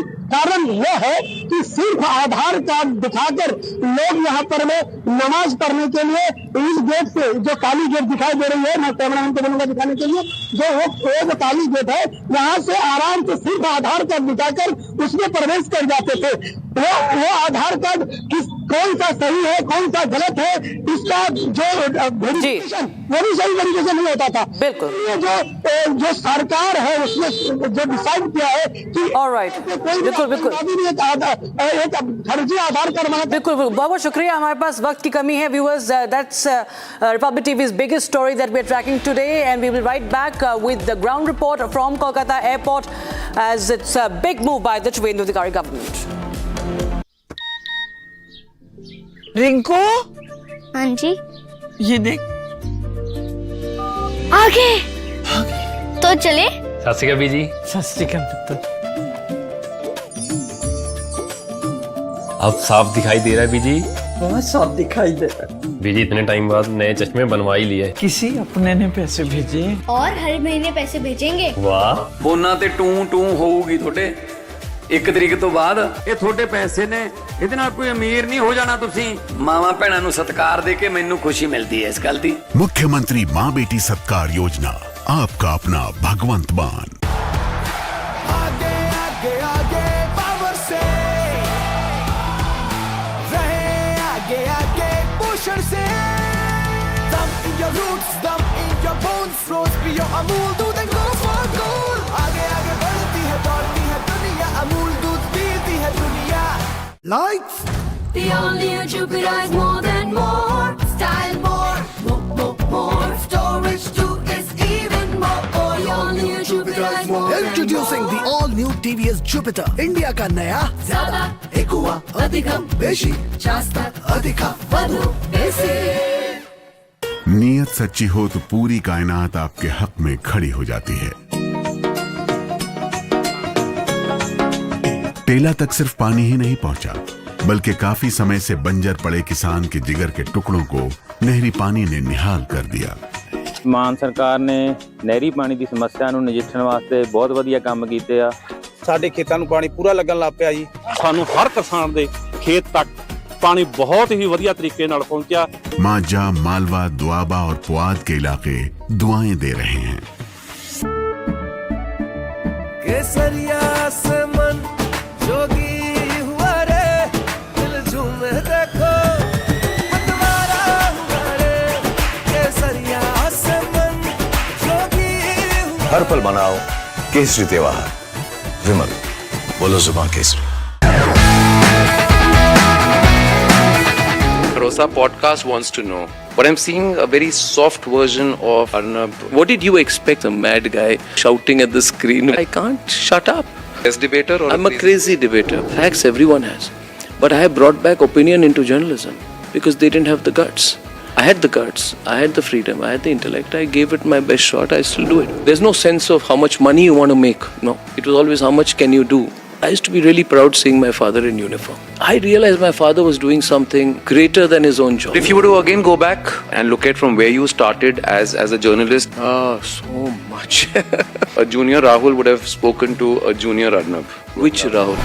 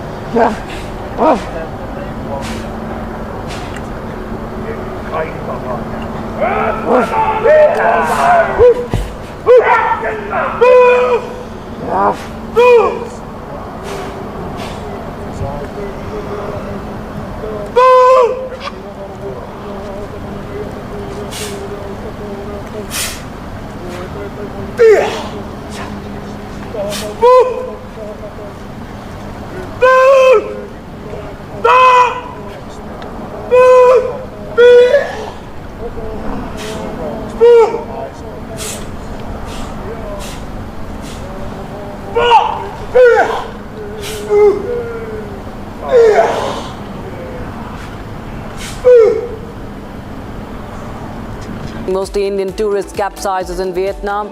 21 people have been rescued. 15 dead, most of them Indians from Andhra Pradesh and Telangana.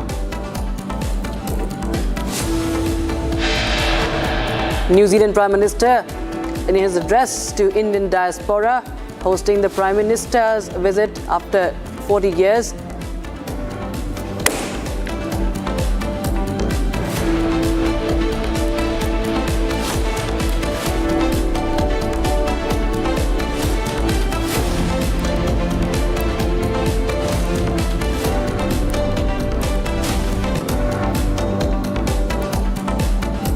Time in 40 years, an Indian Prime Minister stands on New Zealand soil. 40 years.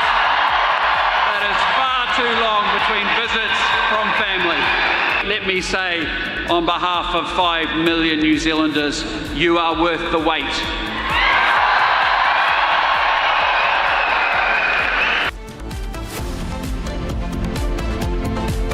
PM Modi addresses Indian diaspora in Auckland, highlighting the strong people-to-people connect. Says an Indian Prime Minister in New Zealand after 40 years is worth the wait.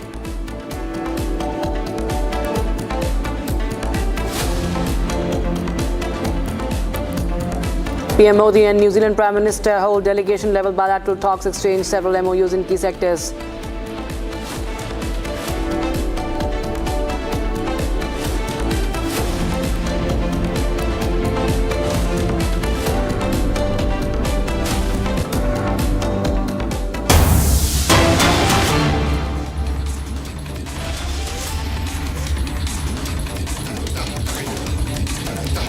All right, we start with breaking news coming in right now. BJP to move court against Omar Abdullah's statement of 30 crore to NCMLA by BJP office bearer. Now, BJP State President Sat Sharma said that party's legal team to take route of court. BJP seeks proof from the Chief Minister of Jammu Kashmir, Omar Abdullah, daring him to take the name of the MLA who was offered 30 crore, and the BJP office bearer who made the offer public. BJP seeking unconditional public apology from Omar Abdullah, saying that he should either apologize or answer in court. Now, earlier in the day, viewers, Jammu Kashmir Chief Minister Omar Abdullah alleged that BJP offered 20 to 30 crore rupees to Jammu-based National Conference MLA. He made serious allegations, and now BJP is moving court against the Jammu Kashmir Chief Minister, National Conference leader Omar Abdullah.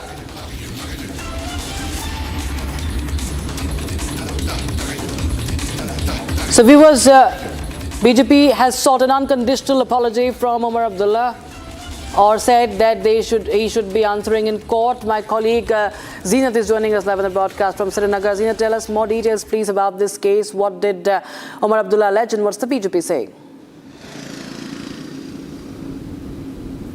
See, this is taken in another twist in this story when Omar Abdullah today, while addressing the gathering at the Hazrat Bal, said that the BJP is trying to split national conference, and BJP also approached one of its Jammu-based MLA asking that he needs to switch, and for which he will be paid 20 to 30 crore rupees along with the cabinet berth, and statehood will be restored. Omar taking a jibe at BJP that they cannot have the backdoor entry in Jammu and Kashmir. Now we are seeing the reaction coming in from the BJP leader Sat Sharma, who is asking Omar Abdullah to issue an unconditional apology, because this is not Omar has been is trying to drag this to another corner when nothing such kind of the kind of deal was there, or not the NCMLA was approached. In fact, Sach Sharma has said that either Omar issues an unconditional apology or they will be taking the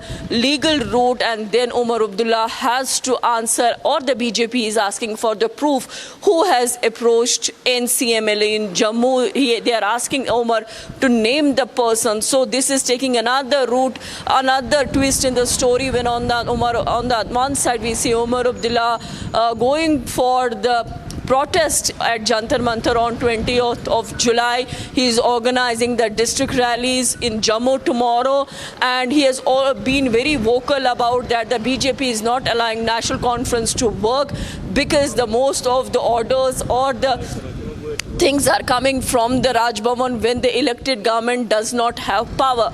Omar said they are waiting patiently. They don't want to take cudgels with the central government. They are waiting that let's resolve through talks. But it seems it's more than 1 year, and BJP has to look inwards why the National Conference is coming to Delhi at Jantar Mantar to launch protest, silent sit-in to ask Delhi to remember the promises. The Omar Abdullah also said that before the elections, their center has promised that things will be taken care. First, there should be a delimitation, then the election, and then the statehood. Even BJP also mentioned same thing in the Supreme Court. But now, when BJP comes to the Parliament, they say that things will come at an appropriate time. Now, Omar takes a dig at BJP, saying when that appropriate time will come, because Omar has an elected government in Jammu and Kashmir, so he tells BJP they too are not in a hurry when it comes to the panchayat or the local body elections, and that too will be done at an appropriate time. This is more like that the NC targeting BJP, and the BJP now retaliating and now asking Omar that who the person is that who is trying to split the party, who is the one who has approached your MLA with bribes. So are the allegations really true? Because will Omar react as the BJP has said that they will be taking a legal route? All right. In fact, we'll just play. Stay with us, Dina. We'll in fact pay this out, what Omar Abdullah had said. In fact, he had said that the BJP is trying to break his party, that the BJP is trying to topple his government by engineering a split in the National Conference. But Zinat, we already see that there are splits happening. We have Ruhollah Khan also, who was speaking a while back, and we've seen the divide in the National Conference already. So why suddenly Omar Abdullah talking about BJP trying to engineer a split is one question that we are asking. If you could just shed some more light on what Omar Abdullah said before we play out the bite. See, today while Omar was addressing people at Hazratbal, today was the 26th anniversary of Begum Abdul Jahan, the grandmother of Omar Abdullah and mother of Farooq Abdullah. He was addressing his supporters, and it was more like a massive show of strength coming from the National Conference to the opposition, that they are ready for their statehood protest. Because Omar in the rally also said that whatever the protests or the rallies will take place, there should be one slogan that restore statehood to Jammu and Kashmir, and people should not talk about any other issue. As far as the National Conference targeting BJP, it's about that National Conference. BJP is looking that National Conference should be splitted, for which BJP is making every effort. Meanwhile, the BJP yesterday, when I talked to Sunil Sharma, he says that NC is just taking the statehood issue only because they are not able to deliver on the ground, and that is also coming from the Apni Party chief Altaf Bukhari and the other leaders of the Jammu and Kashmir. Meanwhile, now he has openly said that they are trying to split the party, they are offering bribes, they are trying to do poaching in the National Conference, for which now the BJP says that they will be taking legal route unless and until Omar Abdullah issues unconditional apology. Will Omar Abdullah issue any apology? Will he name the person who had approached national conferences, or it is just another statement that has come from the national conference to gain attention of the audience? So lot of buzz in Jammu and Kashmir as far as this Jantar Mantar protest is concerned. You see the Aga Ruhullah's today's statement. Aga Ruhullah comes from national conference. He has worked with national conference for many decades now. He was also their MLA in Badgaon, but he was during the parliamentary election. He was chosen. People voted him for the parliament seat in Srinagar, but today he said that national conference did not invite him when it comes to Jantar Mantar protest. Absolutely. So another, we see the house divided within its own self when it comes to national conference and its leaders. Absolutely, very much visible. Thank you so much, Zina, for joining us there with the details of Omar Abdullah's allegations, and now BJP saying that he should be facing them in court, otherwise apologize for the remarks that have been made, the claims that have been made. Now, we shift our focus to the Pakistan-occupied Jammu and Kashmir. Now, Pakistani forces have unleashed heavy gunfire and shelling on civilians in Arja Cross in Pakistan-occupied Jammu and Kashmir, targeting areas linked to the Public Action Committee, causing widespread destruction of homes. Yesterday saw the video where even the children were alleging that the terror is being unleashed by those in uniform, that is the Pakistani forces. Continuous firing, artillery strikes being reported in POJK, massacre in Arja. You can hear that.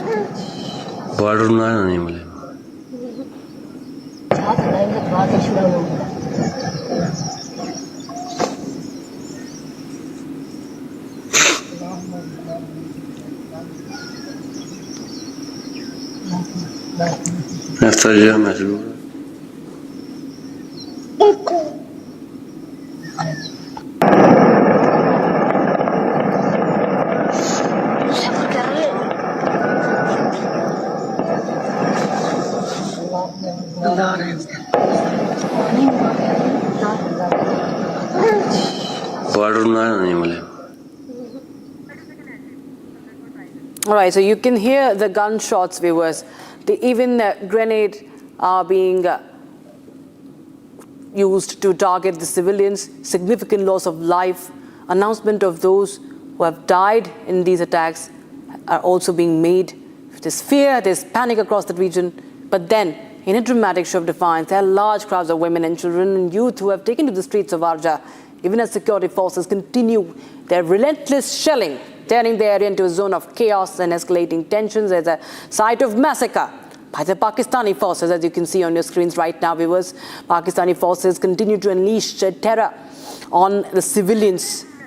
Zenith continues to be with us. In fact, Zenith getting in visuals where we can, in fact, even hear firing in Arja of POJK as protests continue, widespread protests in POJK, but the occupational force, that is the Pakistani forces, they continue to unleash fire.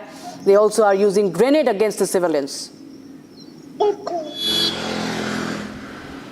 See, Rakshita, we have been seeing the crisis of this kind in Pakistan-occupied Jammu and Kashmir for a long time, and people are raising their voices now against the establishment and the forces. The Pak forces, the people in the uniform are unleashing terror against the youngsters, against the women and the children. We have been seeing the continuous firing or the artillery that has been used. We are picking that there have been many casualties, and there have been the rumors getting circulated that they are the martyrs. The situation is turning out of control. As we are seeing the panic in the area, there is a complete chaos. We have seen in previous videos also that how the Pak army is unleashing terror on the civilian. But this is the Ajra crossing of Pakistan-occupied Jammu and Kashmir. We have seen the uprising that is coming against the Pakistan establishment and the Pak army, because whatever is decided in Pakistan, it is more coming from the army than the elected representatives of people. People have been living below the poverty line. There is a lot of inflation, and the people doesn't have money even to take care of the daily needs. And now we are seeing the atrocities being carried by the Pak forces when it comes to the civilians, the women, the young kids, or the old age people when it comes this Ajra crossing of POJK, where these videos video has surfaced showing that people are really living in the fear, they are living in the chaos, and they are getting killed, and there is no accountability when it comes to Pak forces in the Pakistan occupied Jammu and Kashmir. And in fact, Zinat, we have multiple such videos. Yesterday we played those videos out where even the children, we can play that video again. Yes, that's the one in the middle where you see the women and children. They have joined the stir, and their slogans, if you translate them, is that जिसने भी ये दहशतगर्दी की है उसके पीछे वर्दी है. That is, those behind the terror, that it's the uniform that is behind the terror. So from the young to the old, there is absolute unprecedented mobilization, Zinat, against the Pakistani occupational forces. And this time we clearly see that the forces are so desperate to quell these protests that they are firing upon civilians. Even women and children are not spared, Zinat.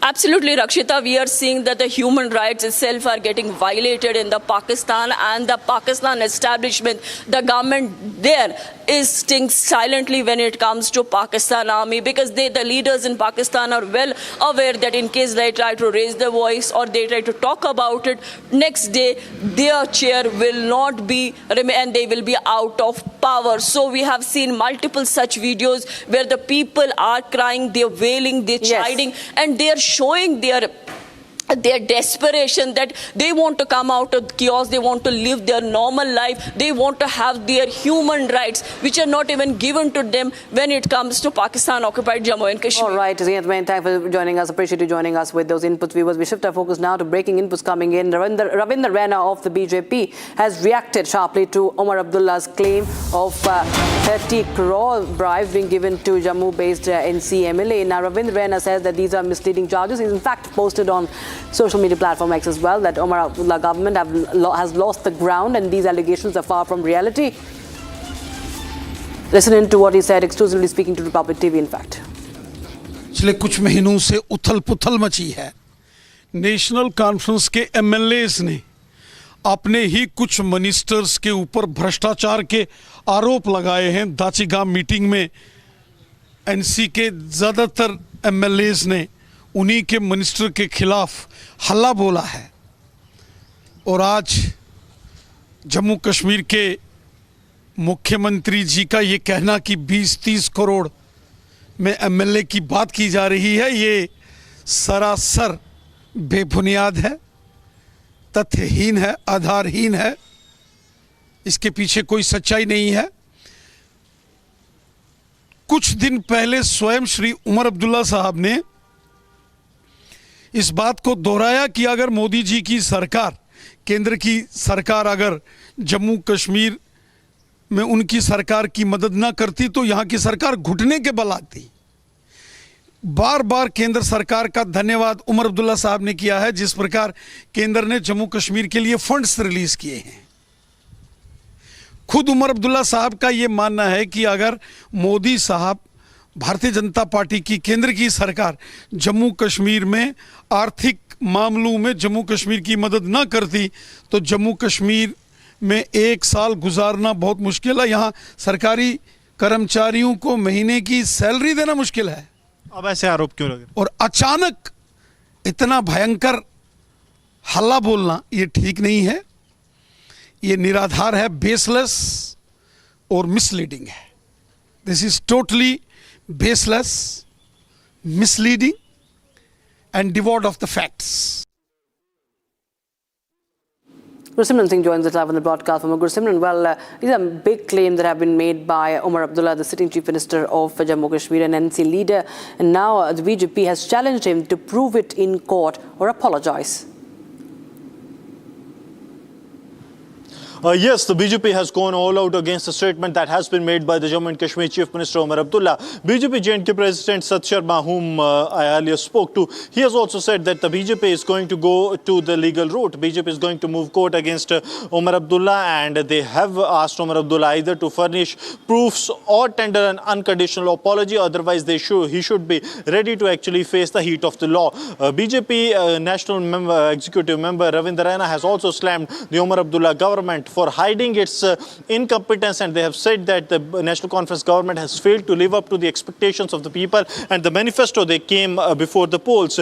Now, since they have failed on all the fronts, they are trying to divert the issue. He has said that it is the same Omar Abdullah who was actually was thankful to the Prime Minister and has said that if PM had not extended a helping hand to Jammu and Kashmir, the NC government would have come on the knees. But now he is speaking some other language. He has said that these are the baseless allegations that are being made. But what we are getting to know from the BJP camp, that the BJP is going to go all out against these allegations that have been made. BJP is asking the National Conference to make the name of first the MLA public, the name of the BJP office bearer who made such offer, that is 20 to 30 crore rupees for switching the sites. That should be made public. Now at 6, BJP's legal team is also going to address a press conference in which they will be further sharing the legal route that they are going to take. So this issue that started with a statement that has been made by the Chief Minister Omar Abdullah, that has now been taken aggressively by the Bharatiya Janata Party. Tomorrow Omar Abdullah will also be making another speech that is in Jammu regarding the statehood restoration, the fight that they are going to take to the national level also by carrying out a protest at the Jantar Mantar. So now the BJP is also ready to take it head on. And many thanks for joining us there, Gursimran Singh, with us. In fact, we continue to bring you more details, viewers, on that story. Omar Abdullah, now he has been facing, of course, many questions, and now we have him. All right, let's shift our focus. I think we are moving to what's happening in his own party. Differences are emerging in the National Conference over invite to Mirwais Umar Farooq. Now, MP, the Srinagar MP, Ruhullah Mehdi, says that he is not invited. In fact, he's not even on the list, viewers. And he claims that he was not invited to this event. So the separatist was invited. Ruhullah, another controversial figure. And while Omar Abdullah talks about engineering a divide, he already has a divide in his party. Sample this statement by Ruhullah.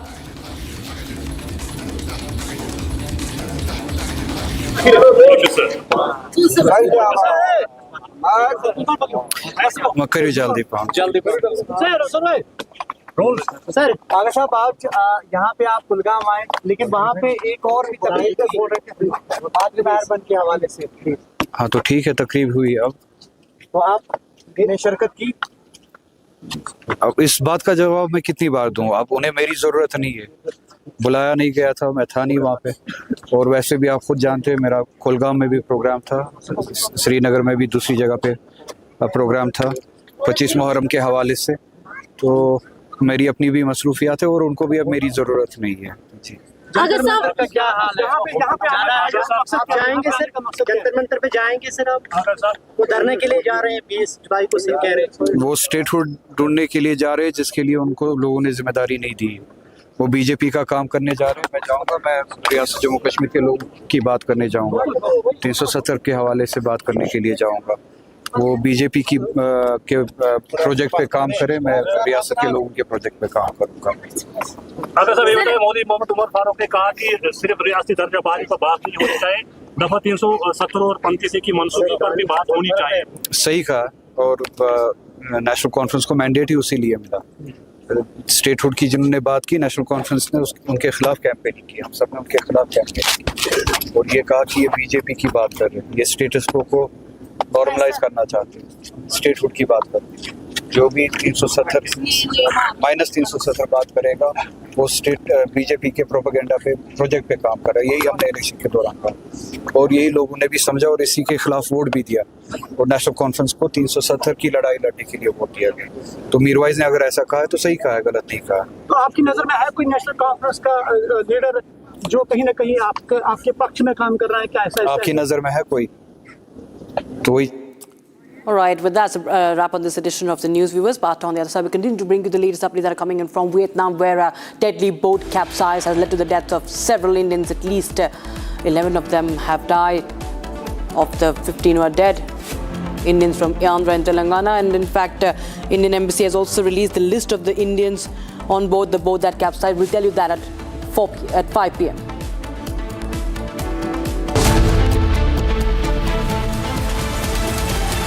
चमकी चाट से क्या बना है? Sandwich लस्सी और छाछ। हर घूंट में चमकी चाट। अब बताओ स्वाद आया? असली स्वाद सिर्फ चमकी चाट। हनी, इस घर में कुछ है जो टूटता नहीं। ये पिलर कभी नहीं टूटेगा। रुंगटा स्टील टीएमटी से बना। रुंगटा नहीं तो घर स्ट्रॉन्ग नहीं। रुंगटा स्टील टीएमटी बार एकदम solid.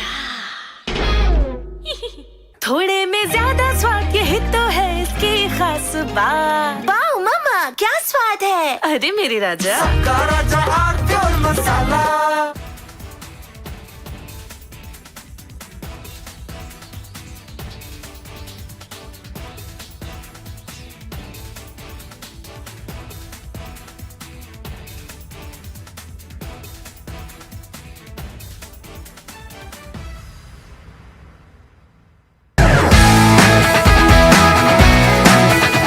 Rosa podcast wants to know, but I'm seeing a very soft version of Arnab. What did you expect? A mad guy shouting at the screen. I can't shut up. As debater, or I'm a crazy debater. Facts everyone has, but I have brought back opinion into journalism because they didn't have the guts. I had the guts, I had the freedom, I had the intellect. I gave it my best shot. I still do it. There's no sense of how much money you want to make. No, it was always how much can you do. I used to be really proud seeing my father in uniform. I realized my father was doing something greater than his own job. If you were to again go back and look at from where you started as a journalist, so much. A junior Rahul would have spoken to a junior Arnab. Which Rahul?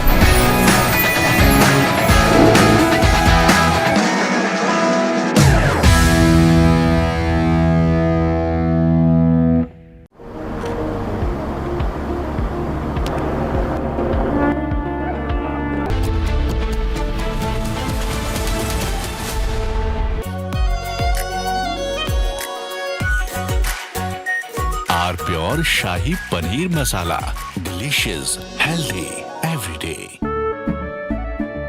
केसरिया से मन जोगी हुआ रे, दिल झूमे देखो मतवारा हुआ रे। केसरिया से मन जोगी हुआ। हर पल मनाओ केसरी त्योहार। विमल, बोलो जुबान केसरी। चमकी चाट से क्या बना है? आलू चाट या फ्रूट चाट, स्वाद बढ़ाए चमकी चाट। क्या बात है? स्वादिष्ट पकोड़े और फरसान, अरे चमकी चाट है इसकी जान। असली स्वाद सिर्फ चमकी चाट।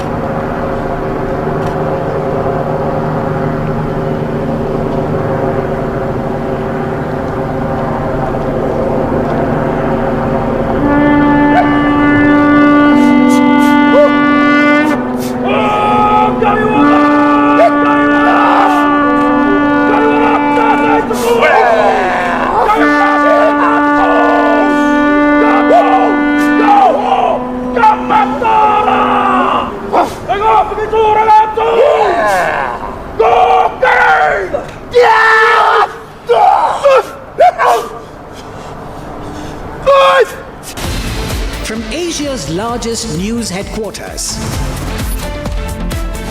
Setting the agenda for Bharat.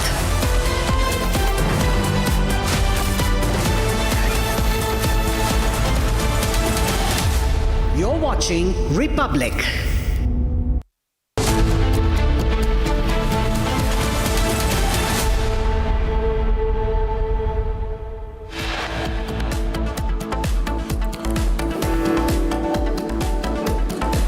Boat capsizes in Vietnam. 15 dead, at least most of them Indian tourists.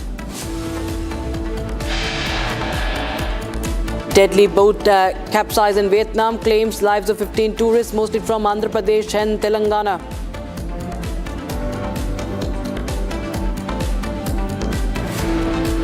In 40 years, an Indian Prime Minister stands on New Zealand soil.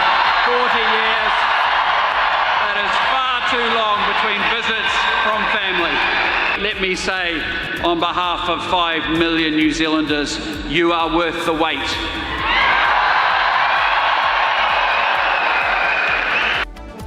Dress Lord's Prime Minister Modi's visit. 40 years, first Prime Minister to visit New Zealand, calls it worth the wait. Prime Minister Modi addresses Indian diaspora and lauds the strong people-to-people connect between India and New Zealand. Both leaders hold delegation-level bilateral talks, exchange several MOUs in key sectors, FTA and $20 billion investment on agenda.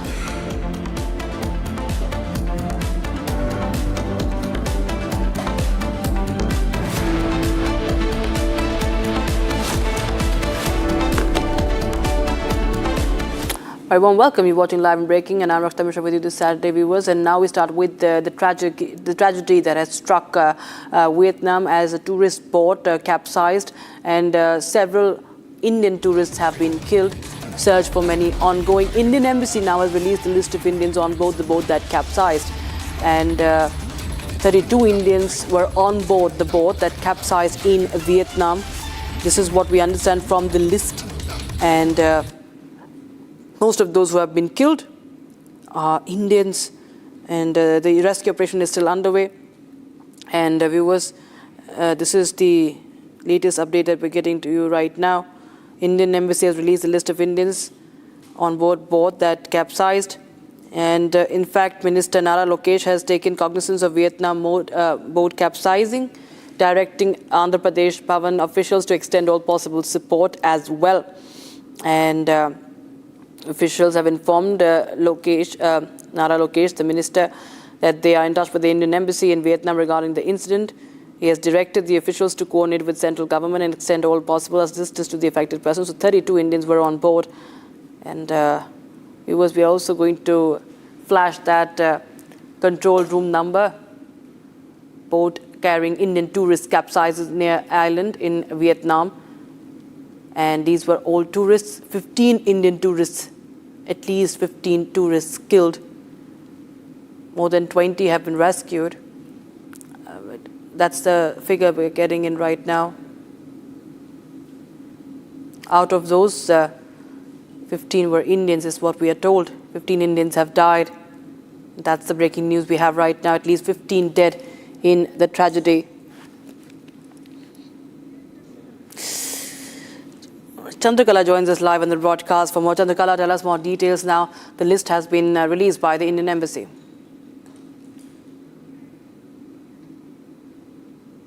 Well, just now we have learned that an official information has come in from the Indian mission in Vietnam, where we are learning that they have confirmed, in fact, they have confirmed that they have put out a list of those who were actually there in the boat, wherein 32 Indian tourists were on board the boat which capsized near Phu Quoc Island in Vietnam. They have given a list of the members who were there in the boat. 32 people were in that particular boat that capsized just a while ago in Vietnam, a very, very shocking incident. Well, we have sought a response from the ministry here in New Delhi, Ministry of External Affairs from here in New Delhi, to give the exact detail as to how many people have died. But yes, initial information is coming in is that 15 people have lost their lives. Few of them has been rescued, but regarding the conditions, it's not very sure as to what's the condition as of now, as far as medical assistance has been provided to those those who were taken to the hospital. And as far as, but yes, 32 members, 32 Indians were present in that boat. That's officially confirmed now. And this happened just a while back in Vietnam, in Pho Quoc Island, which is a largest island in Vietnam, wherein a lot of Indian tourists, not only Indian tourists, people from across the world visit that particular island. It's vacation time, and it's very unfortunate that 32 members, 32 Indian tourists were there on the boat. 15 have lost their lives. Given the fact that most of the Indians that we are learning is that, as per their the information is that they belong from Andhra Pradesh and Telangana, and the fact that an official response is still awaited from the Indian authorities, if they have taken up this issue with the Vietnamese authorities there, with the Indian mission in Vietnam. But yes, for time now, for the time being, of course, a control room has been established in Indian mission in Vietnam, wherein few helpline numbers has been provided for the families affected, who can reach out in this number because their loved one must be trapped.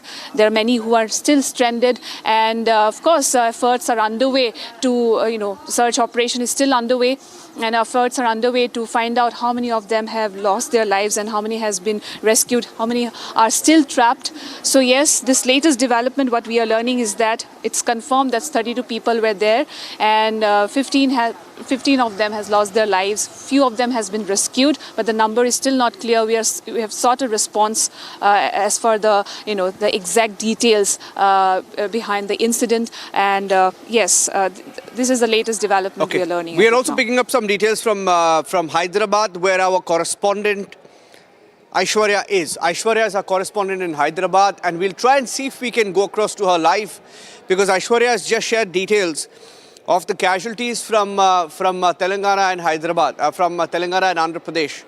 In fact, when Republic broke the story this afternoon, roughly about 1:32 p.m., we told you that most of the victims were from Andhra and Telangana, because primarily the first video that was shot here, they were speaking in Telugu, and the people who were at Pho Quoc Island, as part of the large team that was there, also put out a tweet tagging Nara Lokesh, the Deputy Chief Minister, asking for him to help them. Now, we have some more breaking news coming in from Hyderabad, because the story is being monitored very closely in both Telangana and Andhra Pradesh, with both governments actively involved. We are hearing, and we can break these details coming in, that the boat capsized around 10:30 a.m. this morning. These are details with Republic. The boat capsized around 10:30. The boat had overturned due to rough waters. The weather changed drastically, leading to the boat capsize. We're also picking up more details of the circumstances, saying the victims here were tourists from Andhra Pradesh and Telangana, which has been confirmed now.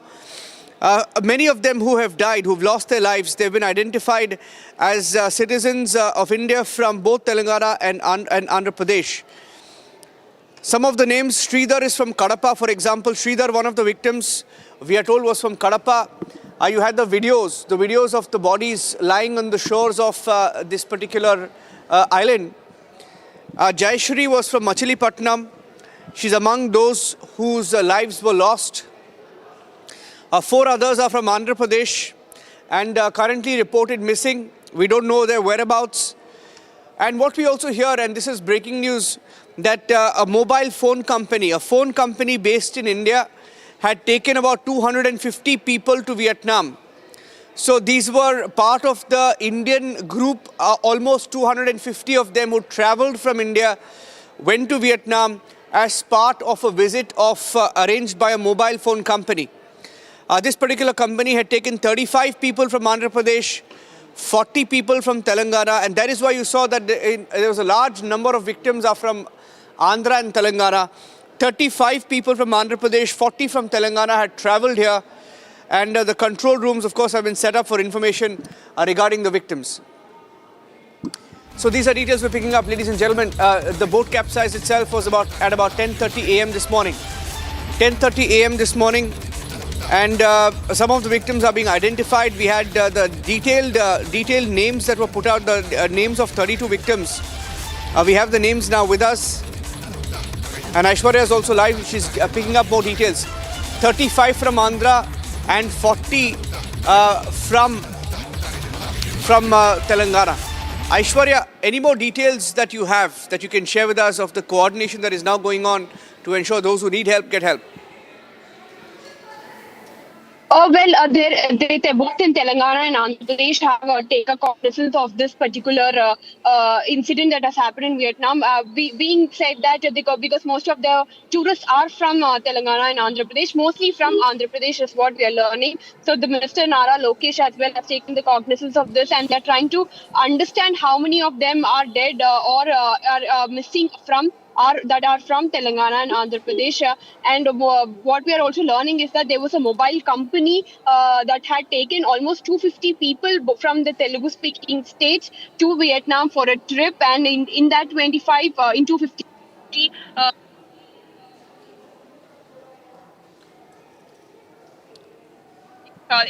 what we are also learning. So there are few people who have been identified for now, where Sridhar is from Kadapa, and there was another Tiki's women who was from Machilipatnam. But however, there are many more who need to be identified, and exact official number is yet to come from the official website of Chief Minister as well as the Andhra Pradesh Minister Nara Lokesh. Both of them are taking cognizance of this particular incident and trying to figure out how many of them are from Telugu-speaking states. And it is said that most of them are from Telangana and Andhra Pradesh, and they're trying to understand a number, and also have set up control rooms to make sure that be a bridge between the family as well as the incident that has taken place.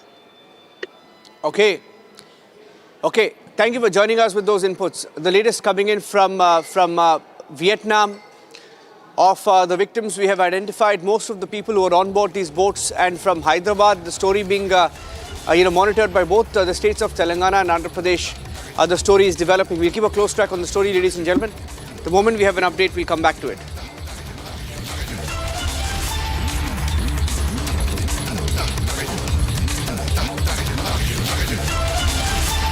So another bit of news input that is coming in. 4 from Andhra Pradesh are still missing in Vietnam. We just brought those details to you right now. And in a few minutes, we will have an update of perhaps get details from the Andhra government and the Telangana government as well on how the coordination is happening.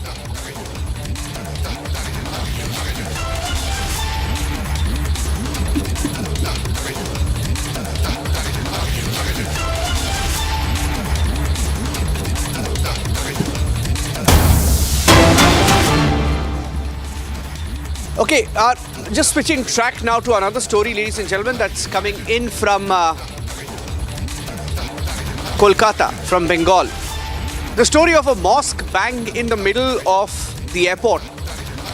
In fact, the story of the Bankura Mosque followed for many years. Now, the story of the mosque, let's show you the map. There is a map that will put the story into perspective. There has been a mosque bang in the middle of the Kolkata airport for decades.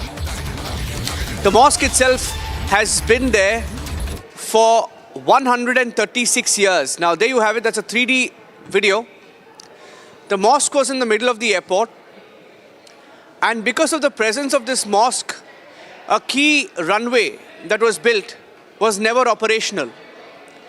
Because that runway was never complete, partly complete, was never finished because the mosque was right there.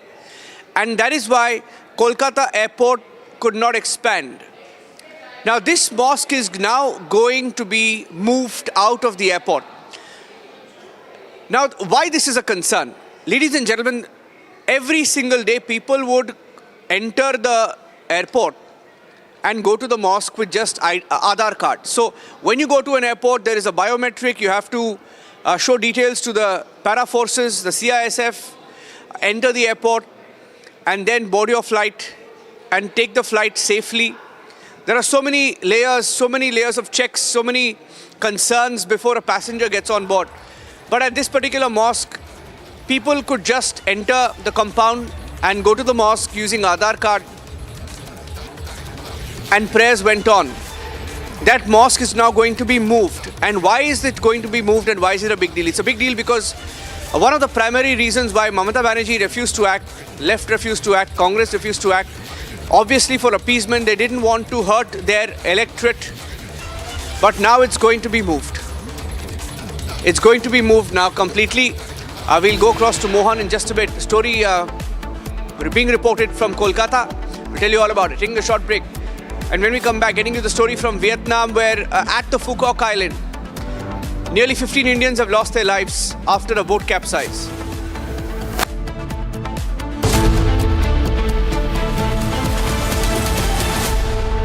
चमकी चाट से क्या बना है? आलू चाट या fruit चाट? स्वाद बनाए चमकी चाट। क्या बात है? स्वादिष्ट पकोड़े और परेशान, अरे चमकी चाट है इसकी जान। असली स्वाद सिर्फ चंकी चाट। यानी इस घर में कुछ है जो टूटता नहीं। ये पिलर कभी नहीं टूटेगा। रुंगटा स्टील टीएमटी से बना। रुंगटा नहीं तो घर स्ट्रॉन्ग नहीं। रुंगटा स्टील टीएमटी बार एकदम सॉलिड। आर प्योर सूजी पास्ता उबालो मिलाओ और खाओ 8 मिनट में तैयार। क्या टेस्ट है सबका राजा R pure masala.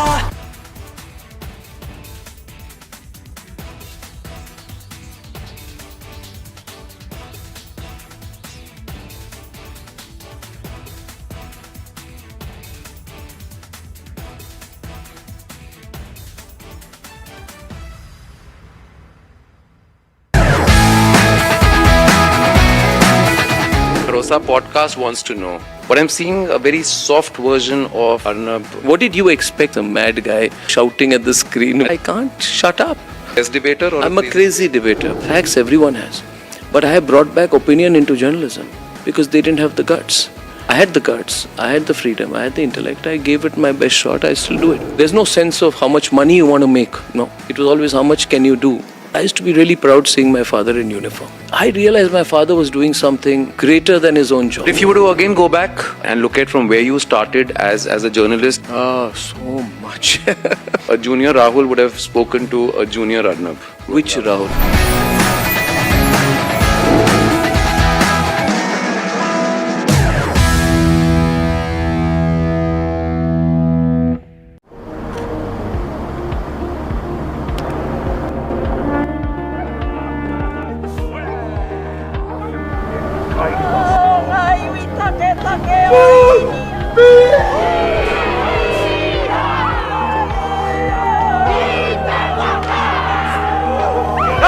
It's a truly historic event, as you and I have talked about last night, marking the first visit by an Indian Prime Minister to New Zealand in 40 years.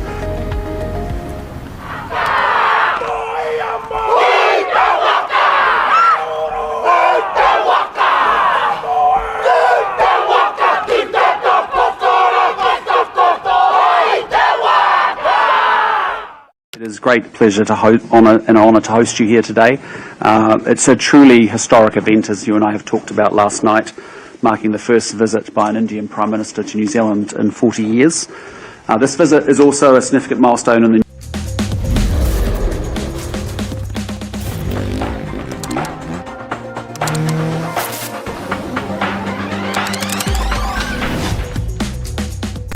Still a lot of upcoming cars left on the 2026 calendar here in India. Now, I wish I could put a number on it, but remember that when it comes to car launches, timelines keep shifting, specifications and variants keep changing, plans keep changing, and some models inevitably end up moving into the next year. But here's the important part for all of you buyers. The second half of 2026 has a lot of action still left, and some of that is going to affect real purchase decisions. So, there is a whole lot that you can expect. Now, stuff that we already know is coming, like a Thar facelift or, the Kia Ceero CV. Those deliveries will start soon. These are plug-in hybrids. There are, of course, ICE and EV models, lots coming. So, I'm going to try and do this properly. not give you any hype, not like cram in every upcoming car worth waiting for and enticing you with it with absolutely no sense of real detail. So I'm going to go segment by segment. I'm going to separate confirmed information from expected information and then give you a sort of a budget-wise verdict as well. You know, like should you wait? Should you buy right now? Okay, surprised that I'm starting with sedans? Well, you know, here's the thing. Sedans seem to be having a little bit of a comeback in 2026. I think maybe there's a bit of SUV fatigue that has set in, but for what it's worth, we have excitement around sedans again. We'll start with something a little basic, which is the Volkswagen Virtus. Now, remember that we had the SUVs already getting facelifted, so it is the turn of the sedans from the Volkswagen Group, so both Skoda and VW. The Volkswagen Virtus facelift is the one that I'm expecting by about the fourth quarter of 2026. And it might look like a regular midlife update on the surface, but that big mechanical change that we saw with the SUVs, which will affect day-to-day driving, the 1-liter TSI automatic is going to move from that 6-speed torque converter to the new 8-speed torque converter automatic. Now, that is expected given that we saw that happening on the Kushaq, saw it happening on the Taygun. The 1.5 TSI version of the Virtus should remain the same with the 7-speed DSG. New features and of course some styling changes that will happen too. Now we could see things like rear seat massage, updated screens, ADAS, even a 360-degree camera. But again, don't treat all of this as final just yet. Volkswagen is going to confirm the exact feature list only closer to the launch. But if you're planning to buy a Virtus and you can stretch out your purchase, this update makes sense waiting for.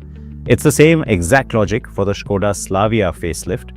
Now the Slavia facelift ideally should come just a little bit before, but it's gotten heavily delayed. So it's going to get clubbed closer to the Virtus is what I'm thinking. And similar sort of timeline in a sense. Now, this will also get some major changes, the ones that I've mentioned, like the new gearbox on the 1-liter version. But it'll also get some styling changes, of course, some few new features that will also get thrown in. Again, the 1.5 should continue with the DSG. Now, for sedan buyers, things have been interesting, right? We just saw the Honda City getting facelifted as well, huge facelift, lots of new changes there on that one. If the Virtus or the Slavia are already on your shortlist and you're not really in a hurry, it makes sense, like I said, to wait for these facelifts to come in. It is close enough and it's not such a long wait, and that gearbox update on the 1-liter could make the car nicer to live with in traffic. Now let's talk about compact and subcompact SUVs. The Mahindra Thar facelift, I mentioned that at the top. Now, the expected timeline should be August. Why August? Well, of course, Mahindra does everything in August, right? Around the 15th. So, it may not be the big headline that happens on the 15th, but the night before, there's usually a new variant or a facelift that does come out. This one, therefore, should happen around then. I'm talking about the 3-door Thar here. So, it's going to get a lot of what we saw on the Thar Rocks. In my book, this is all really heavily overdue already. So similar sort of design treatment, same sort of face, lots more of that cabin experience, including the 10.25-inch touchscreen, the rear camera, wireless charger. So a lot of these features, because the Thar, even the 3-door, is very much a lifestyle vehicle and a lot of people in the cities absolutely love it. So it's really great that it's going to get all of these things. Again, I think it's just too late, but it's finally coming is what we are told. Familiar engines should continue on it as well. Level 2 ADAS has not been confirmed for the 3-door, but I'm hoping at least it's there on the higher variants. Mahindra has to still confirm that part. Should you wait? Well, I'll tell you what, if you're planning to buy a Thar in the next few months, yes, of course, please wait, because these updates are going to be worth waiting for. Remember that the Thar is practical, of course, but it's also this easygoing urban lifestyle SUV. All those JSW badged cars that are coming to us soon. Now, JSW has a tie-up with Chery, and a lot of Chery's global brands are all set to come into India. But as JSW, those cars from those different brands will be badged JSW over here. The first one could be the G-Tour T2, and that's supposed to arrive around Diwali is what we are told. Now, lots of unanswered questions on this one, because the T2 IDM plug-in hybrid has a 1.5-liter turbo petrol engine, and it has that electric motor support with a 26.7 kilowatt-hour battery. Claimed electric-only range is about 140 kilometers. That all sounds really exciting. It'll all come down to pricing, I know, but a PHEV that becomes a little more approachable, well, BYD is promising something similar. We still don't know which final drivetrain and output we will get, or even the name, frankly. But yes, this is something that is definitely coming, and it's one that I can't say I'm really sort of emotionally invested in just yet, because I don't know enough about the India spec. I want to drive the car before I tell you, hey, it's great, please buy it, or don't. But all of this will come down to positioning, pricing, and then of course we'll have other JSW cars coming as well.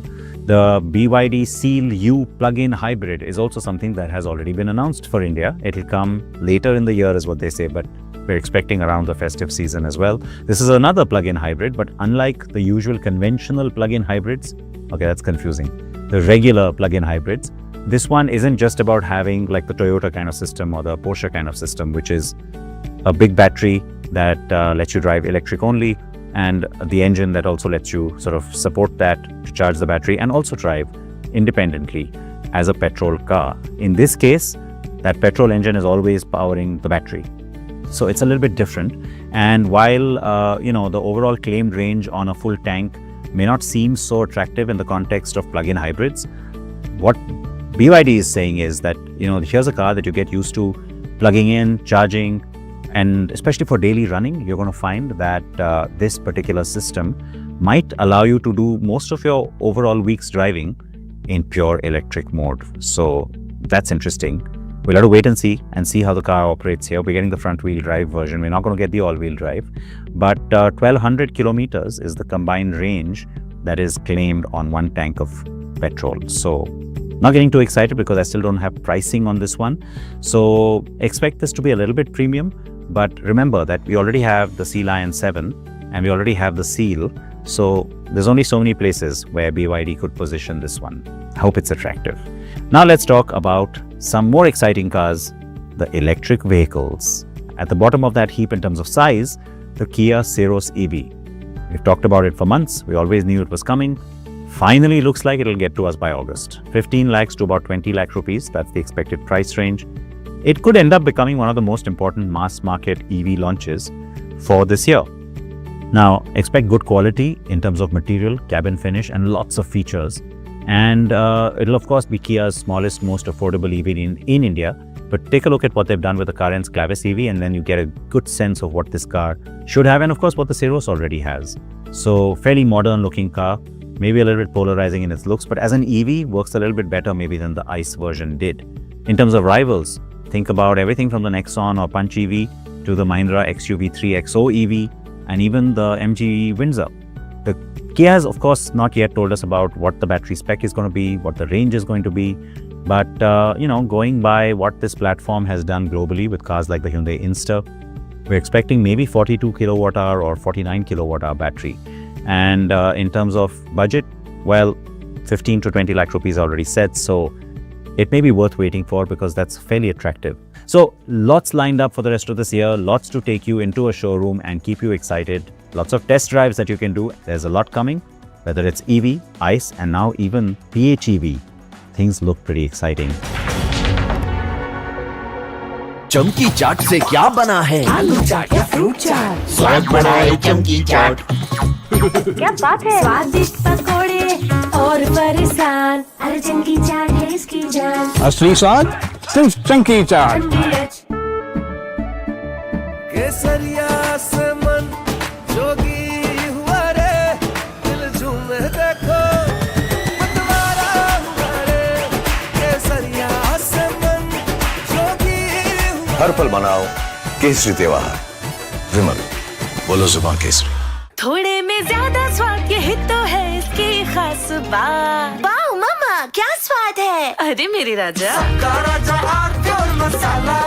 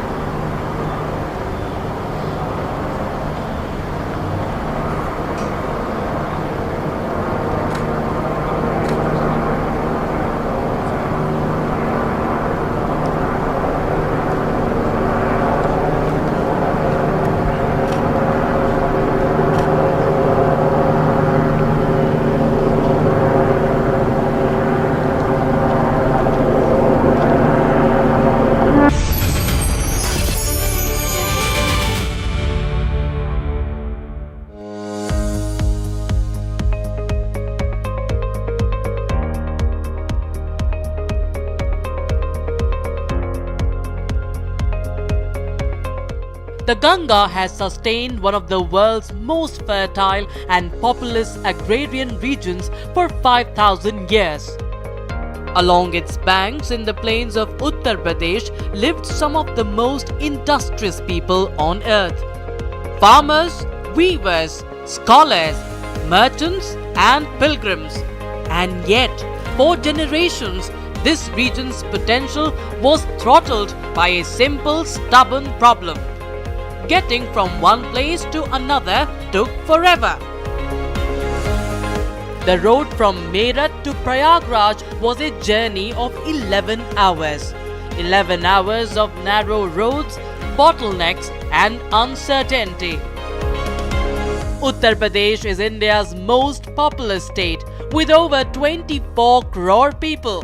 Its GDP, its farm output, its manufacturing potential, all of it was being quietly drained by the cost of poor connectivity. And then this, 594 kilometers of road that has changed the equation permanently. India's largest greenfield expressway, built in record time, engineered for the century ahead. This is the Ganga Expressway, and this is how it was built and what it means. To understand the Ganga Expressway, you start with the map. From Meerut in the northwest of Uttar Pradesh to Prayagraj in the southeast. The expressway runs 594 kilometers through 12 districts. It passes through 519 villages. It brings roughly 8 crore people within reach. In raw numbers, it is India's largest build, operate, transfer project ever executed. The expressway was developed by two partners. Adani Road Transport Limited, a subsidiary of Adani Enterprises Limited, built approximately 464 kilometers, roughly 80% of the total length. IRB Infrastructure Limited developed the remaining 130 kilometers. Together, they delivered India's most ambitious road project in a record 3 years and 3 months.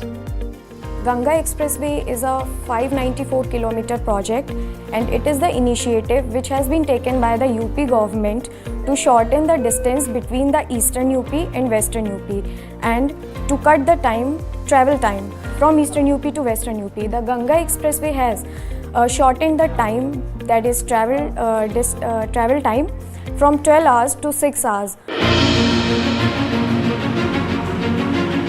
The Ganga Expressway was built at a height of 6 meters, 1 meter above the highest recorded flood level of the Ganga. This was not an aesthetic choice, it was engineering that acknowledged geography. The road surface uses polymer modified bitumen, PMB, in its bituminous course. PMB is a high-performance material that extends the road's functional life significantly beyond standard bitumen, while delivering a smoother, more comfortable ride. If you see the safety point of view, we have done many improvements in the safety, like the fatigue, for the fatigue of the drivers. What we have done is, by the side of both the carriageway, we have done the audible road marking, where you can feel a humming sound if the vehicle crosses the line.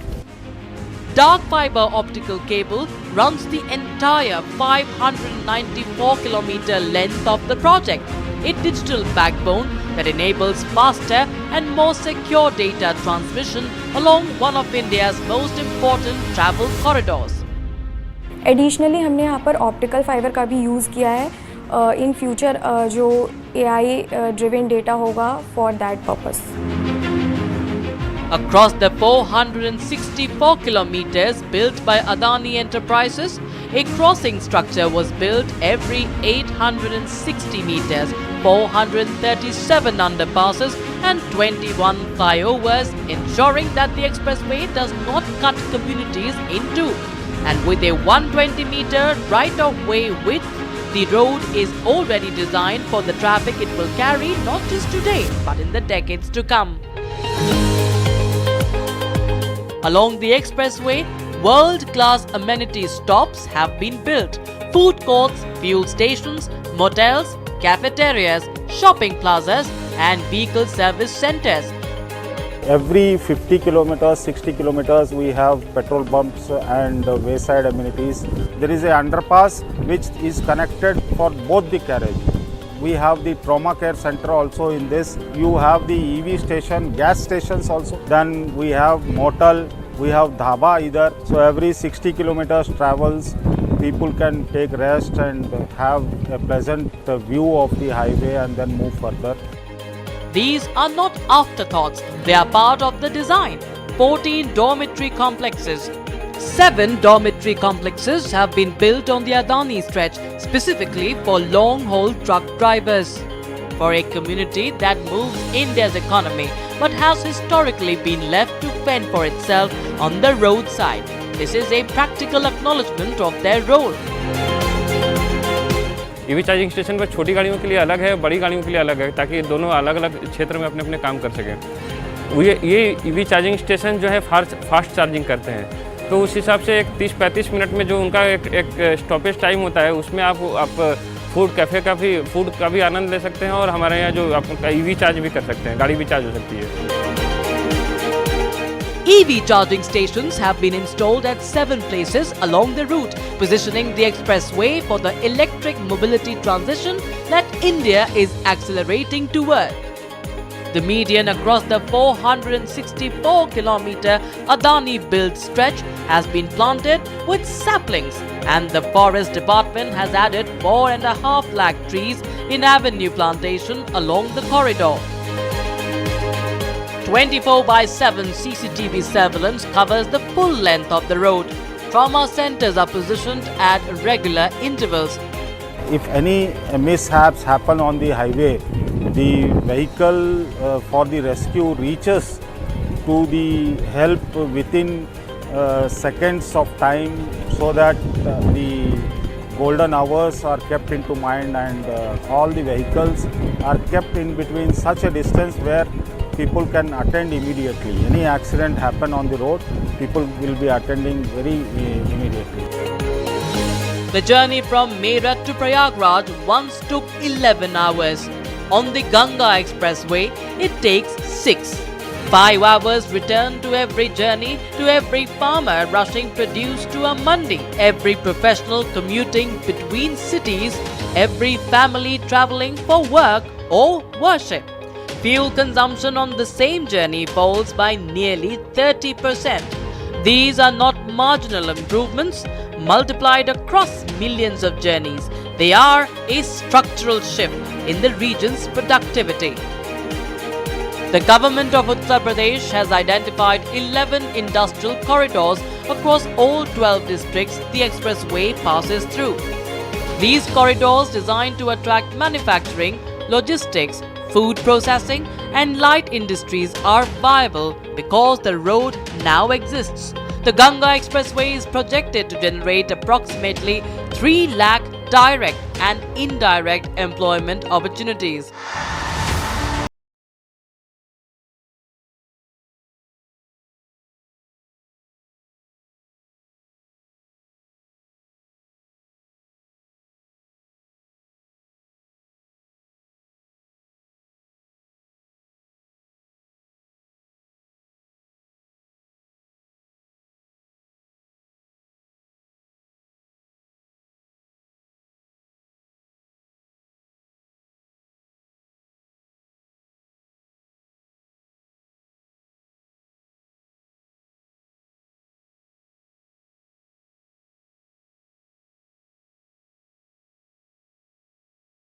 करते हैं और जो भी mitigation उनको देना होता है, जो भी उनको हेल्प करना होता है, वो करते हैं।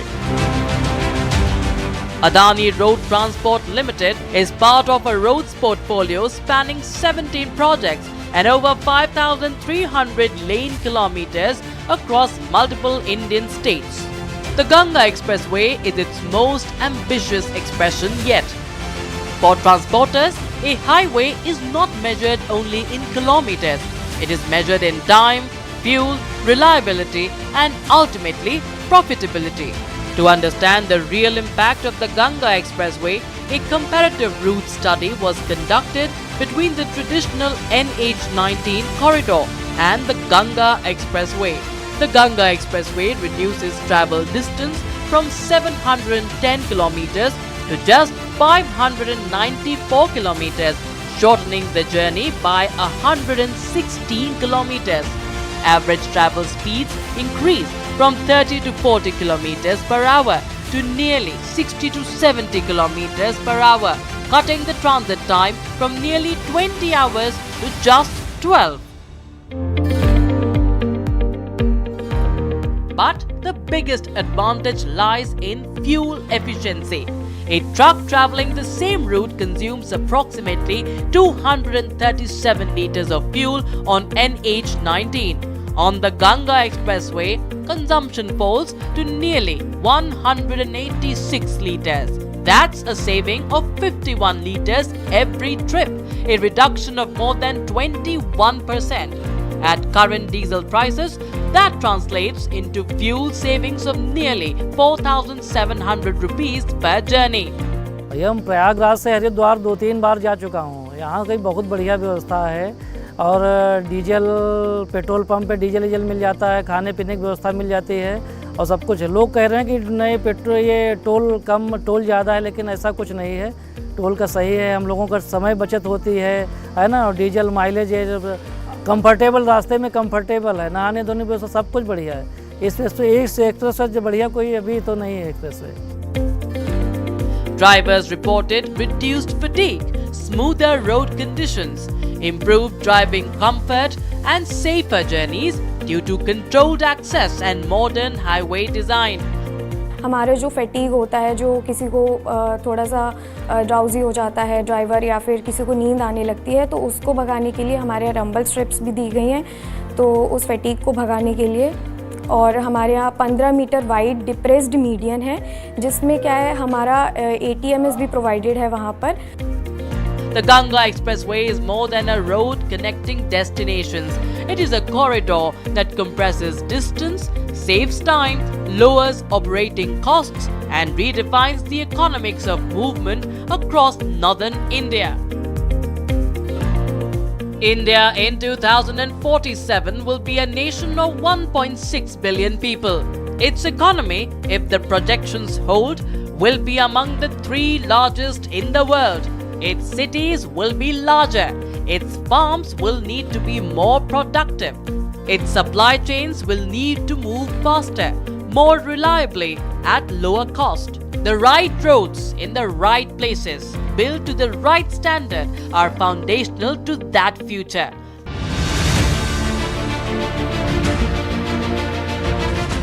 This is what development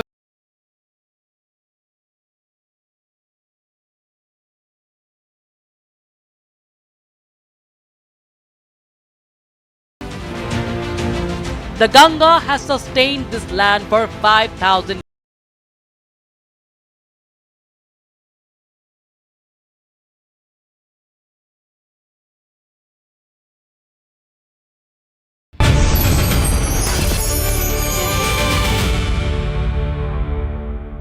चमकी चाट से क्या बना है? सैंडविच लस्सी और छाछ और हर घूंट में चमकी चाट, ड्राई फ्रूट और दही बड़े। चमकी चाट से स्वाद बढ़े। असली स्वाद सिर्फ चमकी चाट।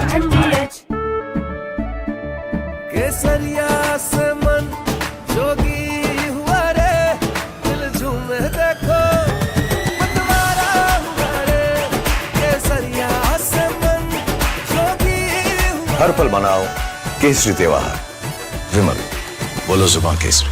आर प्योर सूजी पास्ता उबालो, मिलाओ और खाओ, 8 मिनट में तैयार। क्या टेस्ट है सबका राजा आर प्योर मसाला।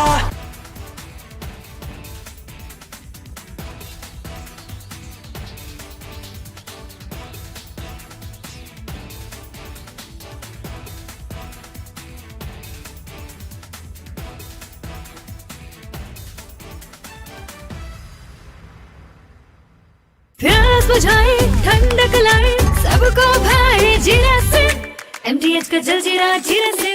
जीरा से असली रिफ्रेशिंग, असली स्वाद, असली मजा।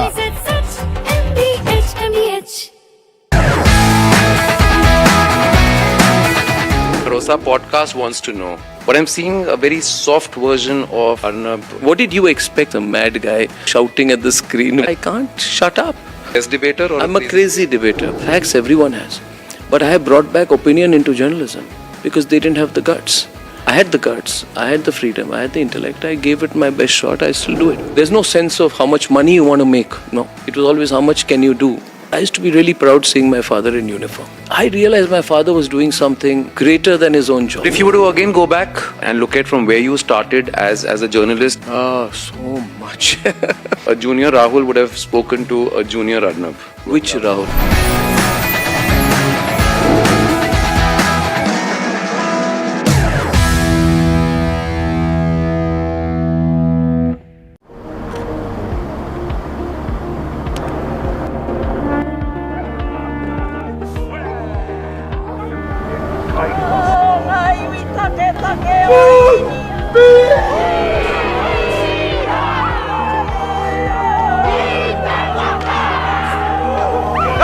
It's a truly historic event, as you and I have talked about last night, marking the first visit by an Indian Prime Minister to New Zealand in 40 years.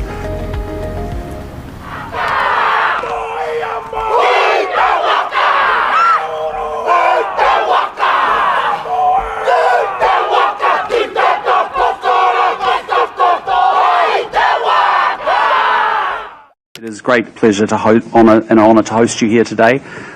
It's a truly historic event, as you and I have talked about last night, marking the first visit by an Indian Prime Minister to New Zealand in 40 years.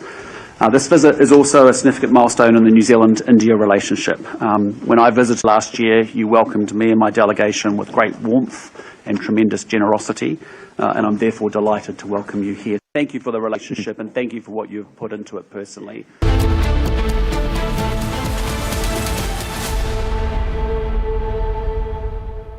Namaz prayers have been suspended at the 136-year-old Bangra mosque located inside the Kolkata airport premises from Saturday following a decision to relocate the historic mosque outside the airport boundary due to security concerns. The mosque is situated near the second runway of Netaji Subhash Chandra Bose International Airport, and according to airport sources, its location is approximately 165 meters from the runway and was creating safety concerns for aircraft movement, particularly during emergency landing situations. And following discussions between the state government and the central government, the state government is now led by the BJP, and so is the central government. It's an NDA government. Decision has now been taken after years, taken to shift the mosque in interest of aviation safety and passenger safety. Mamata Banerjee could not do this. Suvendu Adhikari, not even 6 months, has done this in a matter of few months. As part of the process, issuing new entry passes for access to the mosque has been stopped from Saturday. And the process of arranging an alternative location for the mosque outside the airport premises. We have my colleague Mohan joining us live on the broadcast right from outside the mosque. Tell us more details, Mohan, please, because this is something that hasn't happened all these years despite security concerns.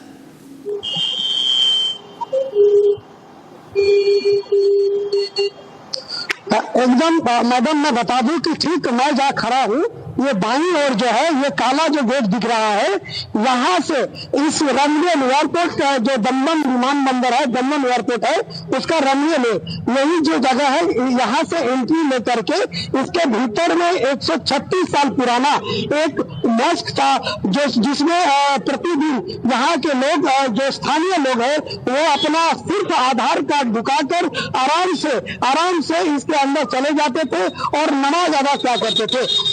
136 साल से वो जो है mask वहां पर था और इसको हटाने के लिए स्वाधीनता के बाद कोलकाता एयरपोर्ट अथॉरिटी ने बार बार अपनी कोशिश की इससे पहले जो वामफ्रंट गवर्नमेंट जब था तब भी एयरपोर्ट अथॉरिटी ने बार बार चिट्ठी लिखा था कि एयरपोर्ट का जो एक्सटेंशन किया जाएगा रनवे का, उसके लिए वहां पर भी जगह दी जाए और उस मॉस्क को कहीं और शिफ्ट किया जाए, लेकिन हिम्मत नहीं जुटा पाई वाम सरकार। उसके बाद तृणमूल सरकार 15 सालों में कई बार airport authority, Kolkata airport authority द्वारा उनको भी पत्र लिखा गया है, लेकिन वो भी अपना जो है हिम्मत नहीं जुटा पाए इसके अंदर से मॉस्क हटाने के लिए। लेकिन शुभेंदु अधिकारी के सरकार ने वो करके दिखाया जो आज तक किसी ने सोचा भी नहीं था। आज से जहां मैं खड़ा हूं पीछे में जो जगह है एयरपोर्ट का, जो जगह है जहां से एंट्री हुआ करता था मस्जिद में जाने के लिए, अब वहां उसे बंद कर दिया गया है और मॉस्क को कहीं और शिफ्ट करने के लिए प्रयास किया जा रहा है। और स्थानीय जो भी जो संख्या लगी संप्रदाय के लोग हैं, जो माइनॉरिटी लोग हैं, उन लोगों के साथ में बैठक की गई है। स्थानीय जो विधायक है सौरभ सिद्धार्थ, उनके द्वारा यह तत्परता दिखाते हुए मुख्यमंत्री का आदेश पालन करते हुए यहाँ के स्थानीय जो कम्युनिटी है उन लोगों के साथ में बैठक की गई है और कहीं और शिफ्ट करने की योजना बनाई जा रही है। और जिस कारण एक और जहाँ इंटरनेशनल फ्लाइट का जो दबाव है और दूसरे ओर डोमेस्टिक फ्लाइट भी काफी संख्या में जो है अराइवल एवं डिपार्चर में आती रहती है कोलकाता एयरपोर्ट में। इसलिए बहुत इसकी अहमियता को देखते हुए जो सरकार जो है इसको जो रनवे है जो उसको संप्रसारण करना चाहती है, उसको एक्सटेंशन करना चाहती है। और बता दूं जो सेकेंड रनवे है अर्थात एयरपोर्ट के अंदर जो सेकेंड रनवे है उससे महज 165 मीटर की दूरी पर ही जो है वो मॉस्क है, जिसको हटाने के लिए बार बार करके जो है एयरपोर्ट अथॉरिटी से बताया जा रहा था, मांग किया जा रहा था, लेकिन किसी सरकार ने हिम्मत नहीं दिखाई। लेकिन शुभेंदु अधिकारी सरकार ने 2 महीना भी नहीं हुआ और वह करके दिखा दिया। अर्थात यहाँ पे जो मॉस्क था उसे कोई और स्थापित किया जाएगा, वहां पे लोग अपना नमाज कर पाएंगे और भीतर में रनवे का विस्तार किया जाएगा।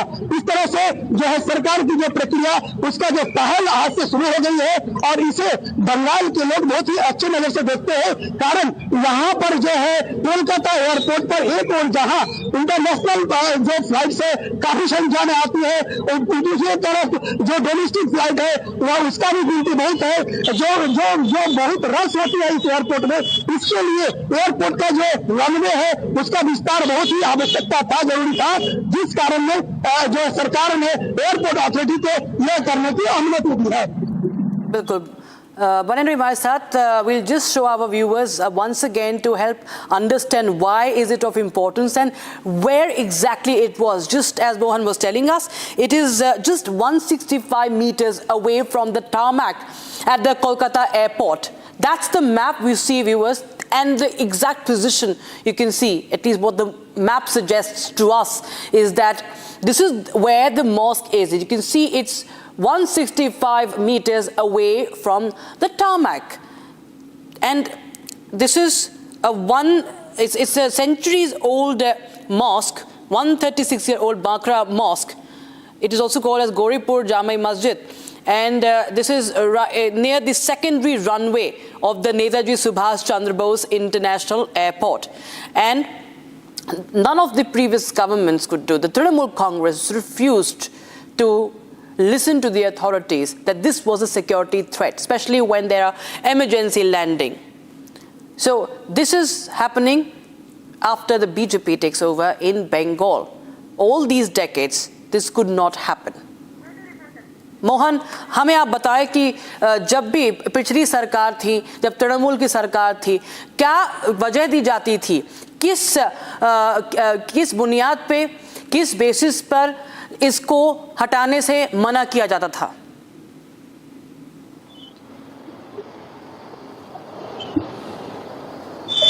देखिए एक जो पिछली सरकार थी वो लोग बार बार आरोप लगता है कि वो तुष्टीकरण की राजनीति में विश्वास रखती थी।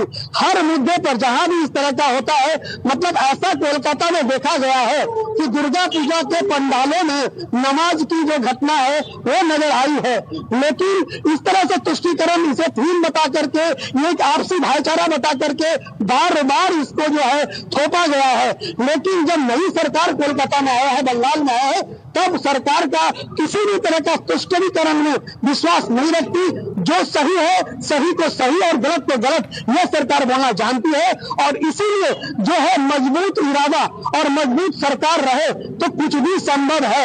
आज जो सरकार द्वारा यह सिद्धांत लिया गया है, जो फैसला लिया गया है कि एयरपोर्ट के अंदर जो पिछले 136 साल से जो मस्जिद थी जिसको हटाने के लिए वामफ्रंट टाइम में बार बार कोशिश किया गया था एयरपोर्ट अथॉरिटी द्वारा, पर सफलता नहीं मिली थी। उसके बाद तृणमूल कांग्रेस के 15 सालों में भी एयरपोर्ट अथॉरिटी ने बार बार चिट्ठी डाली थी कि उसे संप्रासारण की जरूरत है, यानी कि जो रनवे उसका एक्सटेंशन की जरूरत है, लेकिन सरकार ने इसे किसी न किसी बहाने टालता रहा और आखिरकार मजबूत इरादा और मजबूत सरकार ने कर दिखाया। आज से जो ठीक मेरे पीछे जो काली गेट दिखाई दे रही है, जहां से नमाज पढ़ने के लिए अंदर जाते थे लोग, अब उसे बंद कर दिया गया है। जी, that is the exact location, viewers, where Mohan is reporting from. We've in fact spoken to the authorities. Also, you can see that report that is being filed, and that's been also run there. It's all on camera, viewers, how Suvendu Adhikari, the Chief Minister of Bengal, has done what Mamata Banerjee all these years could not, with back-to-back terms as the Chief Minister. Viewers, this was a security threat 165 meters away from the tarmac at the Netaji Subhash Chandra Bose, just near the second runway. This is going to be now removed. There will be another area allotted for namaz, but this was a problem. This was in way for emergency landings, which is now being removed, and this is one of the biggest threats to the airport. क्या कुछ अगर आप बताएं इसमें तकनीकी तौर पे, अगर हम एविएशन के लिहाज से मोहन बताएं, क्या कुछ इसमें सिक्योरिटी थ्रेट था, इसमें क्या क्या इसको लेकर रिस्क थी जो आज शुवेंदु अधिकारी की जो सरकार है उसने इसका संज्ञान लेते हुए ये कदम उठाया? एकदम आपने सही बताया, बहुत बड़ी सिक्योरिटी थ्रेट थी। कारण यह है कि सिर्फ आधार कार्ड दिखाकर लोग यहाँ पर में नमाज पढ़ने के लिए इस गेट से, जो काली गेट दिखाई दे रही है, मैं कैमरामैन को बोलूंगा दिखाने के लिए, जो काली गेट है, यहाँ से आराम से सिर्फ आधार कार्ड दिखाकर उसमें प्रवेश कर जाते थे। वो आधार कार्ड कौन सा सही है कौन सा गलत है, इसका जो वेरिफिकेशन वो भी सही तरीके से नहीं होता था। बिल्कुल, जो सरकार है उसने जो डिसाइड किया है कि बिल्कुल एक फर्जी आधार कार्ड। बिल्कुल, बहुत शुक्रिया। हमारे पास वक्त की कमी है, viewers. That's Republic TV's biggest story that we're tracking today, and we will write back with the ground report from Kolkata Airport, as it's a big move by the Suvendu Adhikari government.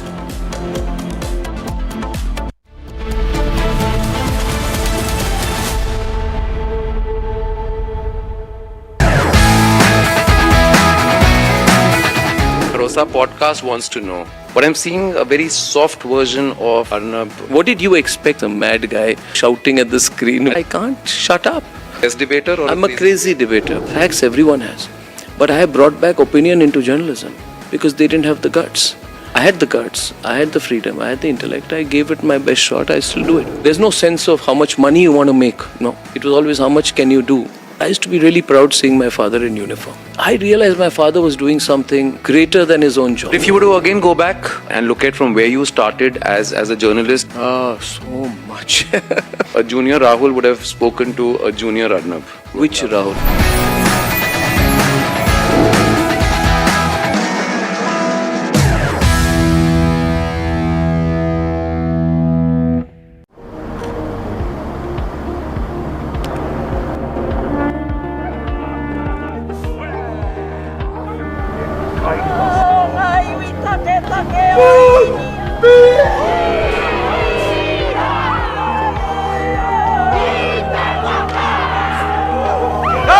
It's a truly historic event, as you and I have talked about last night, marking the first visit by an Indian Prime Minister to New Zealand in 40 years.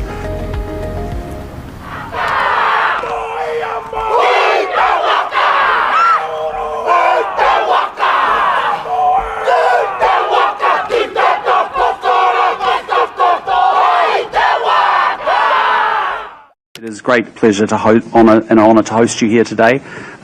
It's a truly historic event, as you and I have talked about last night, marking the first visit by an Indian Prime Minister to New Zealand in 40 years. This visit is also a significant milestone in the New Zealand-India relationship. When I visited last year, you welcomed me and my delegation with great warmth and tremendous generosity, and I'm therefore delighted to welcome you here. Thank you for the relationship and thank you for what you've put into it personally. I think we've made tremendous progress in a very short period of time on the trade agenda, but today's focus is about more than just the FTA. It's about where we go to next in this relationship and how we broaden that out. And I know we have very proud to announce that we will be forming a strategic partnership which will give the relationship more framework and breadth for us to continue to expand as we go forward from here. मेरे लिए खुशी की बात है कि 40 साल के बाद भारत के प्रधानमंत्री का न्यूजीलैंड आना हुआ है और आपने एक प्रकार से आपकी आर्थिक राजधानी में कार्यक्रम बना करके भारत और न्यूजीलैंड के संबंधों को एक नई ताकत दे। From Asia's largest news headquarters, setting the agenda for Bharat.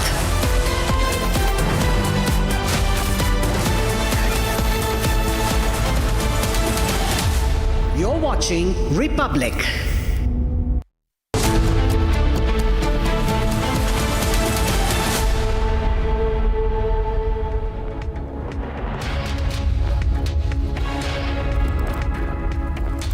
Good evening, viewers. You're watching Republic TV and I'm Arnab with you this Saturday evening. Viewers, there's tragic news that has come in from Vietnam. At least 15 Indian tourists have been killed in a boat capsize. We get you the details. Prime Minister has also reacted. First, the headlines. Suvendu Adhikari does what TMC could not. Mosque in the middle of Kolkata airport to be removed. The Bankra Mosque, just 165 meters away from the airport tarmac, to be permanently removed, as it posed a serious security threat, especially during emergency landings.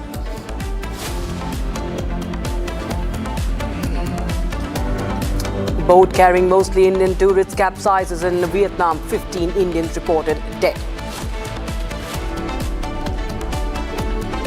Most victims in the Vietnam mishap are travelling from Telangana and Andhra Pradesh, reportedly travelling with a mobile phone company.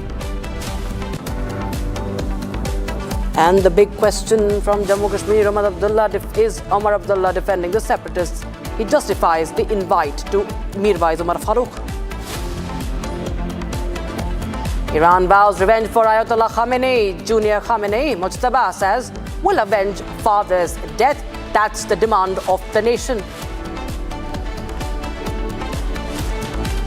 Munir's forces genocide on civilians continues in POJK. Massive firing caught on camera.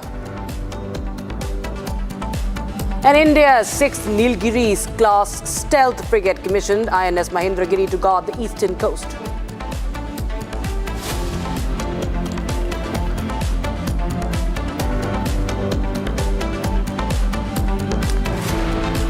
All right, we start with the Prime Minister's statement expressing condolences for the boat capsize in which at least 15 Indian tourists have been killed. Viewers, the Prime Minister, as he issues a statement, writes, Indian consulate providing, I quote the Prime Minister, Indian consulate providing possible assistance in close contact with Vietnamese authority.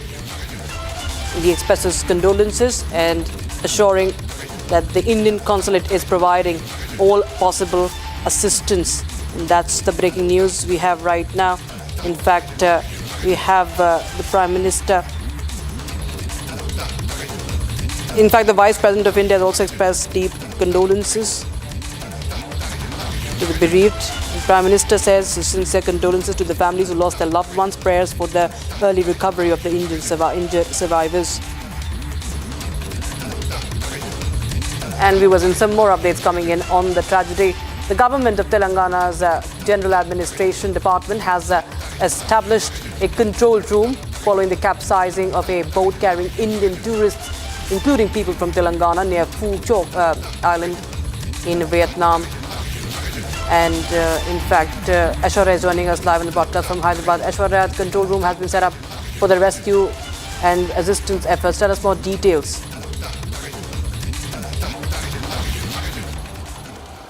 When a boat capsized in Vietnam, what we are learning is that most of the tourists who were on board belong to the two Telugu-speaking states. And subsequently, when the chief ministers of both the states have learnt about this, be it Revanth Reddy here in Telangana as well as Nara Lokesh, the minister in Andhra Pradesh, both of them have set up a control room to coordinate between the families as well as the embassies in Vietnam as well as and the External Affairs Ministry in Delhi as well, to understand how many people are from the Telugu-speaking states. Because what we're learning is that there was a mobile company that had taken almost 250 people from here to the two Telugu-speaking states,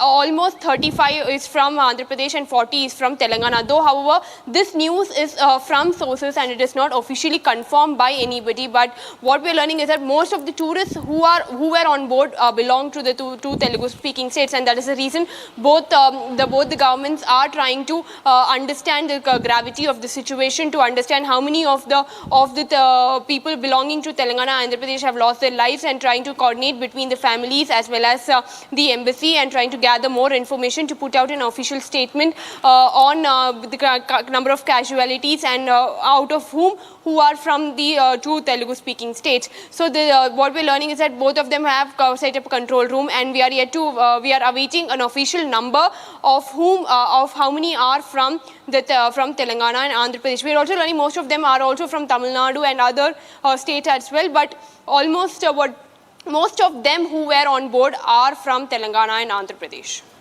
Just stay with us, Aishwarya. We also have the update that at least 32 were on board, 32 Indians, that as per the Indian Embassy, who has now also released a list of the Indians on board. And as Aishwarya was telling us, they will be looking at the number from both the states. But Aishwarya, if you could just tell us what really are the concerns that are being raised here. Was it a safety issue, or was it something natural, or were there any measures that were taken as far as the safety of those on board are concerned? What is the company, the telecom company, saying? Anything that you're picking up on that front? Oh well, why did the tourists and the telecom company who have gone to Vietnam for tourists, where the safety measures taken place, where everything was under the protocol, where what was the reason behind telecom company carrying several tourists to Vietnam is something that is being probed here. The police and everybody in Telangana especially are working towards it. But however, what we're learning is that why the boat had capsized because of the rough waves that were coming at the point in the Vietnam, in that particular island, and that led to the boat overturning and several tourists going missing, and almost 15 are now reportedly dead. So more details about the reason behind the boat being capsized is at forefront. What we are learning is the rough waves, but however the safety lapses, the other reasons is yet to be probed by the Vietnam police there. And even here the police are trying to look into the angle of how so many tourists from two particular states have gone to this particular tourist spot. Okay. Is there any was there any trip planned, or was it something that was a trip that was planned very earlier, that was led by a telecom company? Is something that they are also looking into. All right, many thanks. In fact, just stay with us, Aishwarya. I'll just come back to you for more details. But right now, viewers, what we're getting to know is that the cause right now, what the preliminary information is coming in, is that there was bad weather that caused rough waves, hence the boat capsized.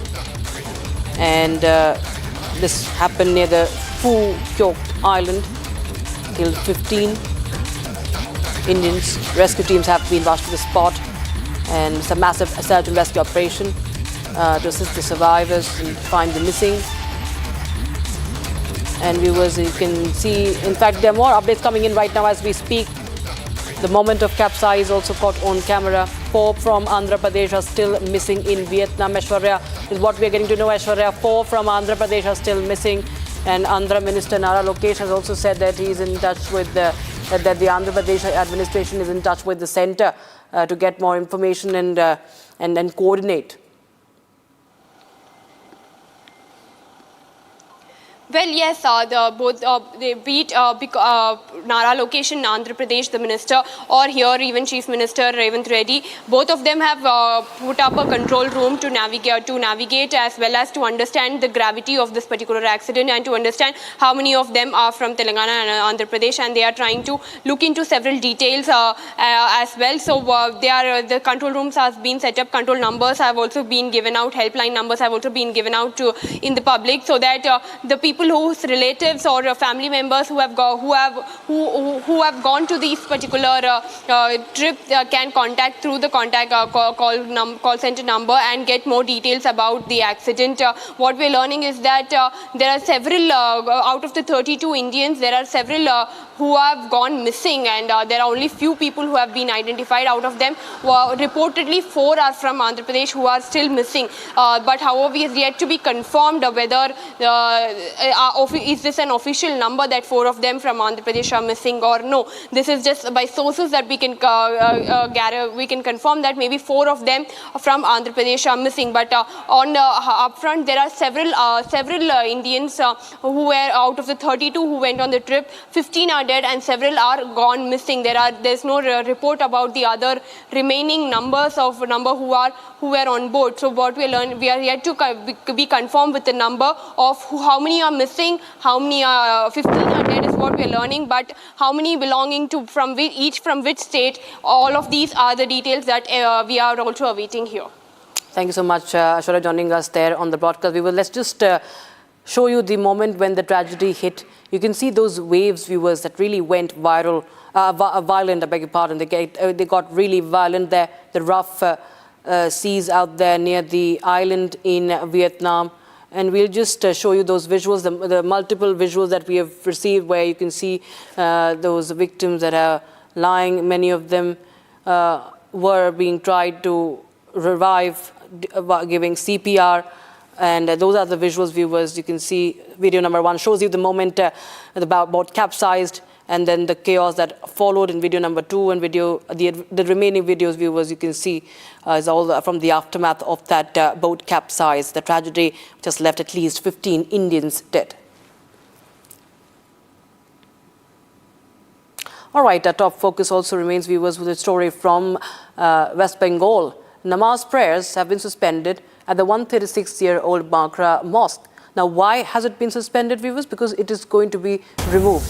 Why is it going to be removed? It was located inside the Kolkata airport premises, right 165 meters away from the tarmac. So the decision to relocate the historic mosque outside the airport boundary has been taken due to security concerns. This was an issue that was looming for decades, but none of the previous governments. Mamata government refused to remove it, despite the security concerns that have been flagged. The mosque is situated near the second runway of Netaji Subhash Chandra Bose International Airport, and according to the sources of airport authorities, its location is approximately 165 meters away from the runway, as I told you. And it was creating safety concerns for aircraft movement, particularly during the emergency landing situations. So following the discussions between the state government and the central government, a decision has been taken to shift the mosque in the interest of the aviation safety and passenger security. Vishakha joins us live on the broadcast from Kolkata. Now, this is a big story that we're tracking, Vishakha, and how we are seeing that the other governments, the previous governments, were sitting on it. They were refused to remove this mosque that in fact posed a major security threat, and Suvendu government within months has made the big move.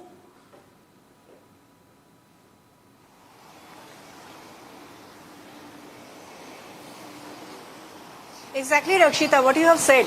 Actually, the thing is that I am standing in front of the Netaji Subhash Chandra Bose International Airport, and this is just behind me. There is a second runway of this particular international airport. And just behind me, you can see that there is a black door, and very much adjacent to it, there is a calling bell. I would request my VJ not to go close to this. Because there is there are some security problems and norms that we cannot reach there. And the thing is, inside that, this is the high security zone, strategically very much important. The international airport is there, and inside every day every day, at least 10 to 25 persons a day, 5 times a day. They used to come here, they used to offer their 5-time namaz offerings, and they used to come not in groups, as an individual, as 2 or 3 people at a time, and then again some more people. And on the Jummah days, I mean on Fridays, the number would rise up to 80 to 90 to 100 people, and inside this high security zone. And the CISF people would come from that kiosk. You can see that there is a 6-digit written over there, the kiosk. The security people would come, the CISF people would come and receive these people who were standing in front of this black door. They would take them to that kiosk, and after that they would be checked thoroughly, and then they would be going to that place, the mosque. And the mosque is situated just 165 meters away from the second runway of the international airport. According to the international aviation norms, you cannot have any installation, whatever the installation may be. It can be a religious installation or whatever. You cannot have any installation. The Airport Authority of India, they had raised this particular problem. They said they need to have the expansion of the runway so that they can accommodate more flights, more passengers, and they needed this expansion because of the advancement of the runway and overall development.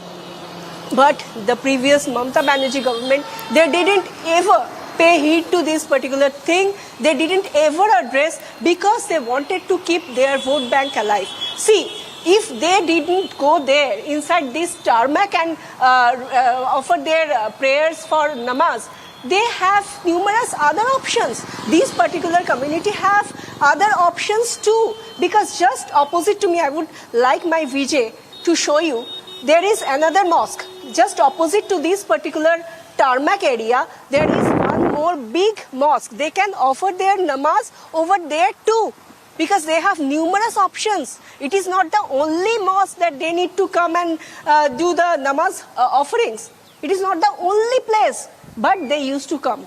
But today onwards, it is completely stopped. It is said that no Aadhaar card will be entertained, and only one Aadhaar card would give them access to enter this high security zone, strategically so much important, and Yes. they could come, and from wherever they are. You have seen that during the SIR period, we have seen that so many infiltrators, they came and they made some false Aadhaar cards, and then they could do whatever they feel like. And if these people are coming here with those fake Aadhars, right, are they entitled to come in?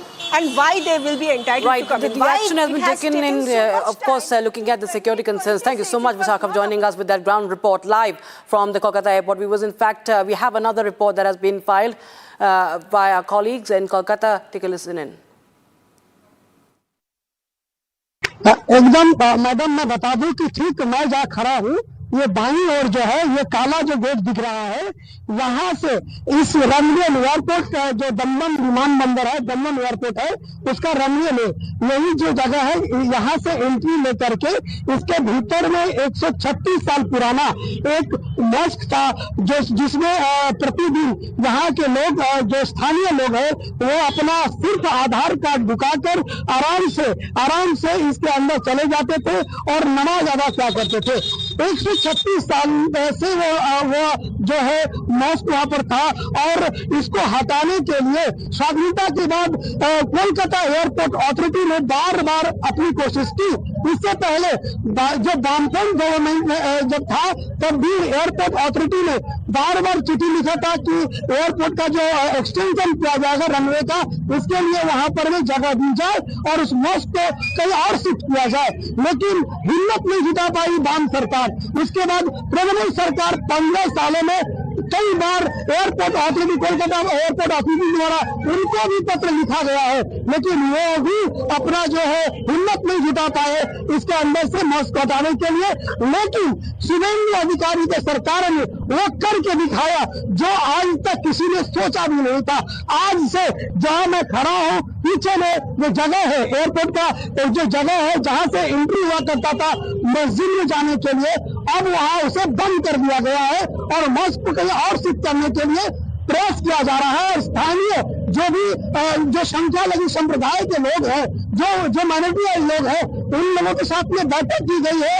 स्थानीय जो विधायक है सौरभ सिद्धार्थ, उनके द्वारा यह तत्परता दिखाते हुए मुख्यमंत्री का आदेश पालन करते हुए यहाँ के स्थानीय जो कम्युनिटी है उन लोगों के साथ में बैठक की गई। And viewers, as Iran and US are trading strikes in West Asia, Mojtaba Khamenei has now vowed to avenge pure blood of those who are behind the killing of his father, late Ayatollah Khamenei, saying that the martyrs of these two wars their deaths will be avenged. He has called for revenge for Ali Khamenei's death as demand of the nation, and he says that it must certainly be carried out. In fact, he goes on to issue a statement and write, I quote him, "We have a list of criminals who assassinated our leader and people in the past two wars. The death of these criminals and murderers will not be a natural death in bed." Unquote. So viewers, that's a big statement by Mojtaba Khamenei. He was missing from the funeral of his father, citing security concerns, but there you have the posters, the banners, "We will kill Trump," written on them, all splattered across the protests, which were part of the funeral procession also of Ayatollah Ali Khamenei. Mojtaba has now warned of revenge. And we have Major General P.K. Sehgal joining us on the phone line for his reaction and what we understand from this. Well, it's a dangerous situation right now, as on one hand we see these posters and banners calling for killing of Trump. Israel claims to have shared intel to Pentagon regarding the assassination plot, and now Mojtaba Khamenei also talking about a list and avenging the death of Khamenei. As far as America is concerned, they're taking it pretty seriously. The American intelligence is carrying out investigation on it. They have not come down to any firm conclusion. On the other hand, Donald Trump has categorically stated that he has instructed his military to carry out a massive attack on Iran in the event of his being assassinated. Under these circumstances, Americans are not taking it lightly. They're taking it very seriously. If you remember, in 2020, when Soleimani was killed in Iraq, from that time onwards, the Iranians have been wanting to kill Donald Trump from the first term onwards to take a revenge of Soleimani. And now this time again, they feel that 28th February, it was the joint attack by Israel and America, and for which they personally feel that it was Trump who was responsible, because Israel would not have acted on its own. And they have categorically stated that they will not rest until Trump is assassinated. And they've gone on to say that it will not be a natural death in the bed, but it will be a death through an assassination. In fact, sir, even within America, they're taking it pretty seriously. There could be an attack on White House, and where several people could be killed, including Donald Trump. It's a serious escalation indeed, sir. Major General P.K. Sehgal, appreciate you joining us there on Republic with your thoughts on the big story that we're tracking from West Asia. And viewers, now we shift our focus to the other stories. In fact, we are stepping into a very, very short break. On the other side of this break, the story from Jammu Kashmir. Umar Abdullah now defends inviting separatist Mirwais Umar Farooq of Hurriyat Conference.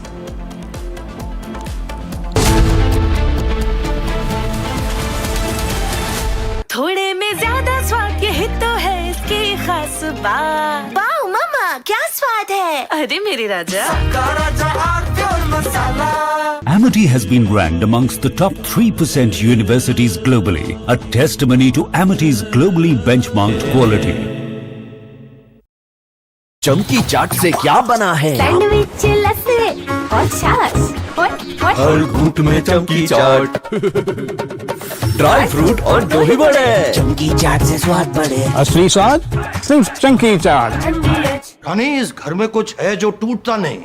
ये pillar कभी नहीं टूटेगा। Rungta steel TMT से बना। रुंगटा नहीं तो घर strong नहीं। रुंगटा स्टील TMT बार एकदम सॉलिड।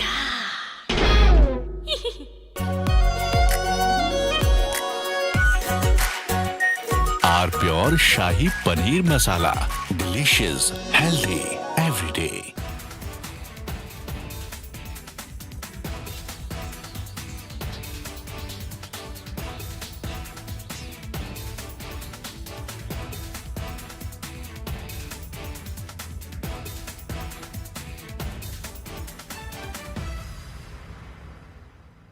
चमकी चाट से क्या बना है? आलू चाट या फ्रूट चाट, स्वाद बढ़ाए चमकी चाट। क्या बात है, स्वादिष्ट पकोड़े और फरसान, अरे चमकी चाट है इसकी जान। असली स्वाद सिर्फ चमकी चाट। Rosa podcast wants to know, but I'm seeing a very soft version of Arnab. What did you expect? A mad guy shouting at the screen. I can't shut up. As debater, or I'm a crazy debater. Facts everyone has, but I have brought back opinion into journalism because they didn't have the guts. I had the guts, I had the freedom, I had the intellect. I gave it my best shot. I still do it. There's no sense of how much money you want to make. No, it was always how much can you do. I used to be really proud seeing my father in uniform. I realized my father was doing something greater than his own job. If you were to again go back and look at from where you started as a journalist, so much. A junior Rahul would have spoken to a junior Arnab. Which Rahul?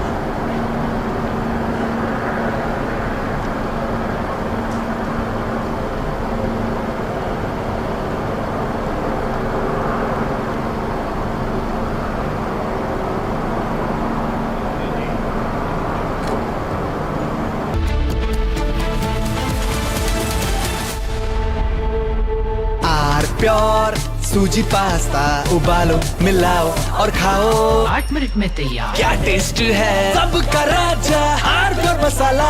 यानी इस घर में कुछ है जो टूटता नहीं। ये पिलर कभी नहीं टूटेगा। रुंगटा स्टील टीएमटी से बना। रुंगटा नहीं तो घर स्ट्रॉन्ग नहीं। रुंगटा स्टील टीएमटी बार एकदम सॉलिड। चमकी चाट से क्या बना है? सैंडविच लस्सी और छाछ। हर घूंट में चमकी चाट। अब बताओ स्वाद आया? असली स्वाद सिर्फ चमकी चाट। केसरिया से मन जोगी हुआ रे, दिल झूमे देखो मतवारा हुआ रे। केसरिया से मन जोगी हुआ। हर पल मनाओ केसरी त्योहार। विमल, बोलो जुबान केसरी। थोड़े में ज्यादा स्वाद, यही तो है इसकी खास बात। वाओ मामा, क्या स्वाद है, अरे मेरे राजा। सबका राजा प्योर मसाला, प्यास बुझाए ठंडक लाए सबको भाए जीरा से। MTH का जलजीरा जीरा से। जीरा से असली रिफ्रेशिंग, असली स्वाद, असली मजा। MTH।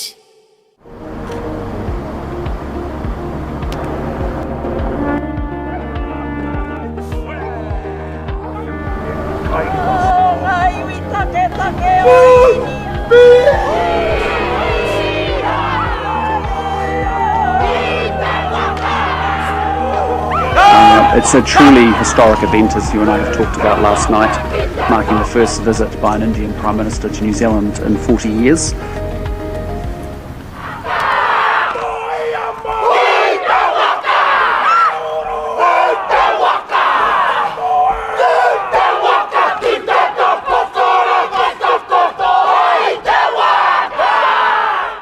It is a great pleasure to honour to host you here today. It's a truly historic event, as you and I have talked about last night, marking the first visit by an Indian Prime Minister to New Zealand in 40 years. This visit is also a significant milestone in the New Zealand-India relationship. When I visited last year, you welcomed me and my delegation with great warmth and tremendous generosity, and I'm therefore delighted to welcome you here. Thank you for the relationship and thank you for what you've put into it personally. I think we've made tremendous progress in a very short period of time on the trade agenda, but today's focus is about more than just the FTA.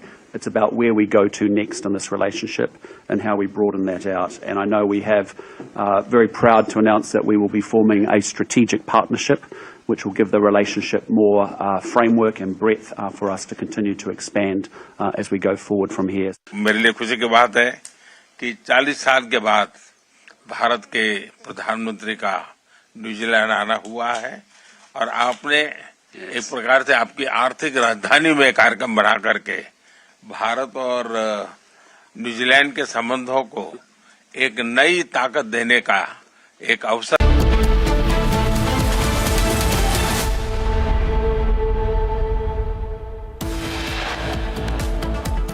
Big news from Bengal. Suvendu does what TMC could not, what Mamata could not.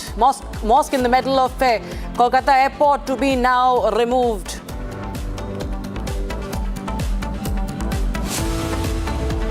The Bagra Mosque, just 165 meters away from the airport tarmac, to be permanently removed as it posed serious security aviation threat. Boat carrying mostly Indian tourists capsizes in Vietnam. 15 Indians reported dead.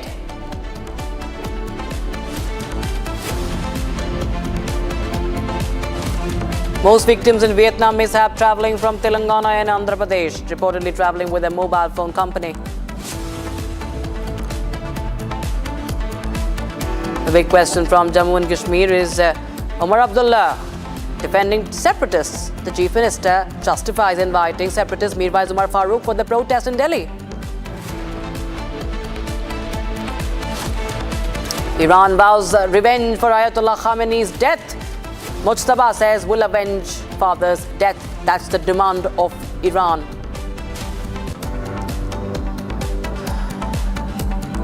Munir's genocide of civilians continues in POJK. Massive fire now. Massive firing caught on camera once again. India's 6th Nilgiri-class stealth frigate commissioned INS Mahendragiri to guard the eastern coast.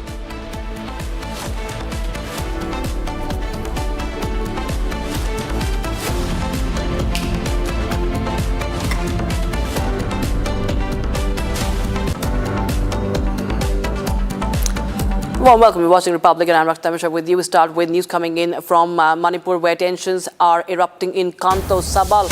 Reports of burning of Meitei houses by members of a Kuki group reported. 6 houses set on fire by a mob of approximately 600 individuals attempting to advance towards Kanto Sabal. Now, the security forces intervened, promptly preventing a potential community clash. Attempts by miscreants to set fire to abandoned houses was also swiftly contained. In fact, a national-level football player's house has also been attacked. Case has been registered and security action is going on, viewers. And let me just tell you more details. The fact that even Yumnam Khemchand, the Chief Minister, has also reacted, and CRPF Cobra team has launched the operations in Lemahong. First of all, tell us more details. Linto is joining us. So, Linto, just tell us more about the homes that are being set ablaze. Homes that have been set ablaze. Even the house of a national football player has also been set ablaze. Yes, so actually you can see the background behind me. This is the house of the national football player. According to a report that we received from the local sources, it is said that mob has been started from the Kuki community, and there was a brief tussle among the Indian Army personnel and the Kuki community. However, it is also said that after a brief tussle, they started burning down the houses that that was already been abandoned by the Meitei community. So from this area, a check post has been set up by the Indian Army, the 57th Mountain Division. So it's just around 50 meters. It's just a proximity of 50 meters. And from here also on the north, around 20 meters away, there is a ex-serviceman colony also. So between these, this incident occurred. So the victim families are asking the Indian Army personnel and the Indian Army Jawans that what were they doing when the mob were started attacking the house, which actually happened, the arson incident. So they are asking why didn't they control the mob and why didn't they stop when they started firing these houses? In fact, absolutely. In fact, the CRPF team has also moved in to launch operations in Lemachong, as in fact the Chief Minister has also condemned what is happening. But tell us more about the operation there, Lintoi. Yeah, CRPF team have already initiated a search operation in and around the Lemachong area, which is a Kuki-dominated area. So as per our sources, around 4 of them have been arrested by the CRPF, who is believed to be involved in the arson attack. And also, they are still on the search operation, trying to arrest more individuals who are who present in the arson attack, who are Absolutely. So viewers, that's the big breaking news that we have right now. Home of a national football player set ablaze in Manipur, and he's now living at a relief camp due to the arson at his residence. That's the breaking news we have from Manipur. The situation is volatile, where we are picking up this update from viewers. And he's living in he's now pushed to stay at a relief camp due to the arson. And 3 Methi, 1 Naga house has been set ablaze in the last 24 hours in Manipur. And tensions are now only intensifying. The paramilitary forces, the CRPF's Cobra team, is moving in to control the situation in Manipur. And my colleague Lintho, in fact, was showing you the house that was targeted by the mob. And that's the breaking news we have right now. Viewers, you can see visuals of the smoke that is billowing from these houses that are now being set on fire. Then Thoi, tell us more details about what all did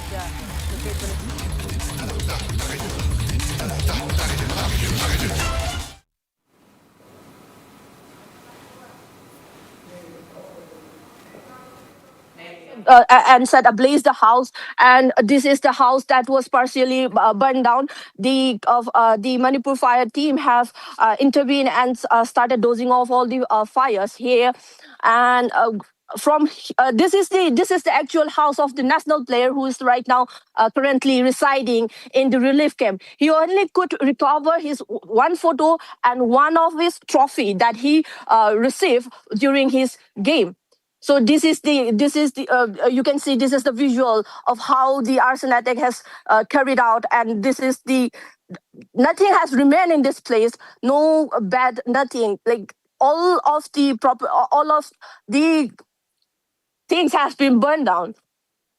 And also the army post that used to be set up near the Meitei near the Meitei houses and the Naga houses will be now shifted towards the ex-serviceman colony, and one post of the CRPF and the Manipur police will be set up near the serviceman colony. So the security forces also believe that if they set up a post near that area, then they could be possibly control the mob, which will further intensify in the future. Back to you. Right. Thank you so much, Lintho, joining us with details. Viewers, in fact, we have the statement also coming in from the Chief Minister Yumnam Khemchand. The Chief Minister of Manipur has also reacted to the developing situation. Let's take a listen in. Oh, yamna unfortunate incident ni. Why some the chaba takwa thingi ai da thola ga do da yum hum mai thana me karugi adugi mogi development committee dugi leader phag rahe me hum mari phare oh yamna unfortunate incident ni. Why some the chaba takwa thingi ai da thola ga do da yum hum mai thana me karugi adugi mogi development committee dugi leader phag rahe me hum mari phare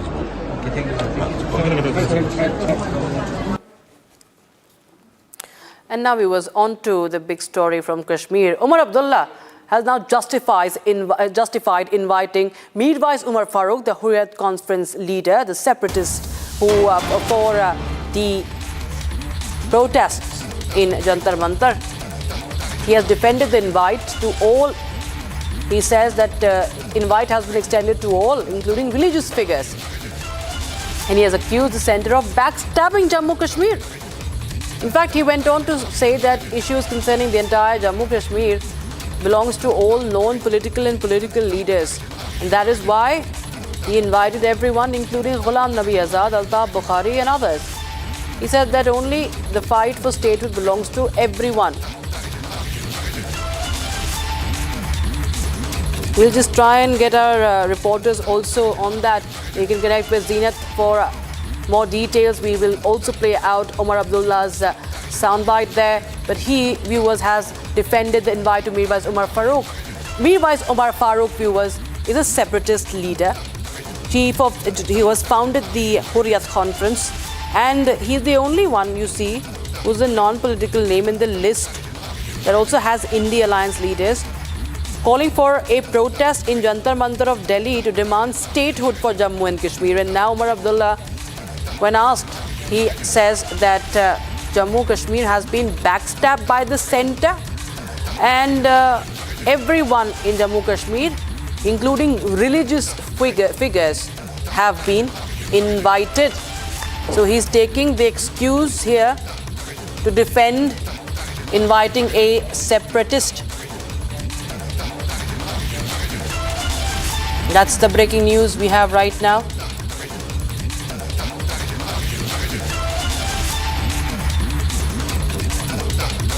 Gursimran joins us live on the broadcast from Gursimran, well, you clearly, it's open defense.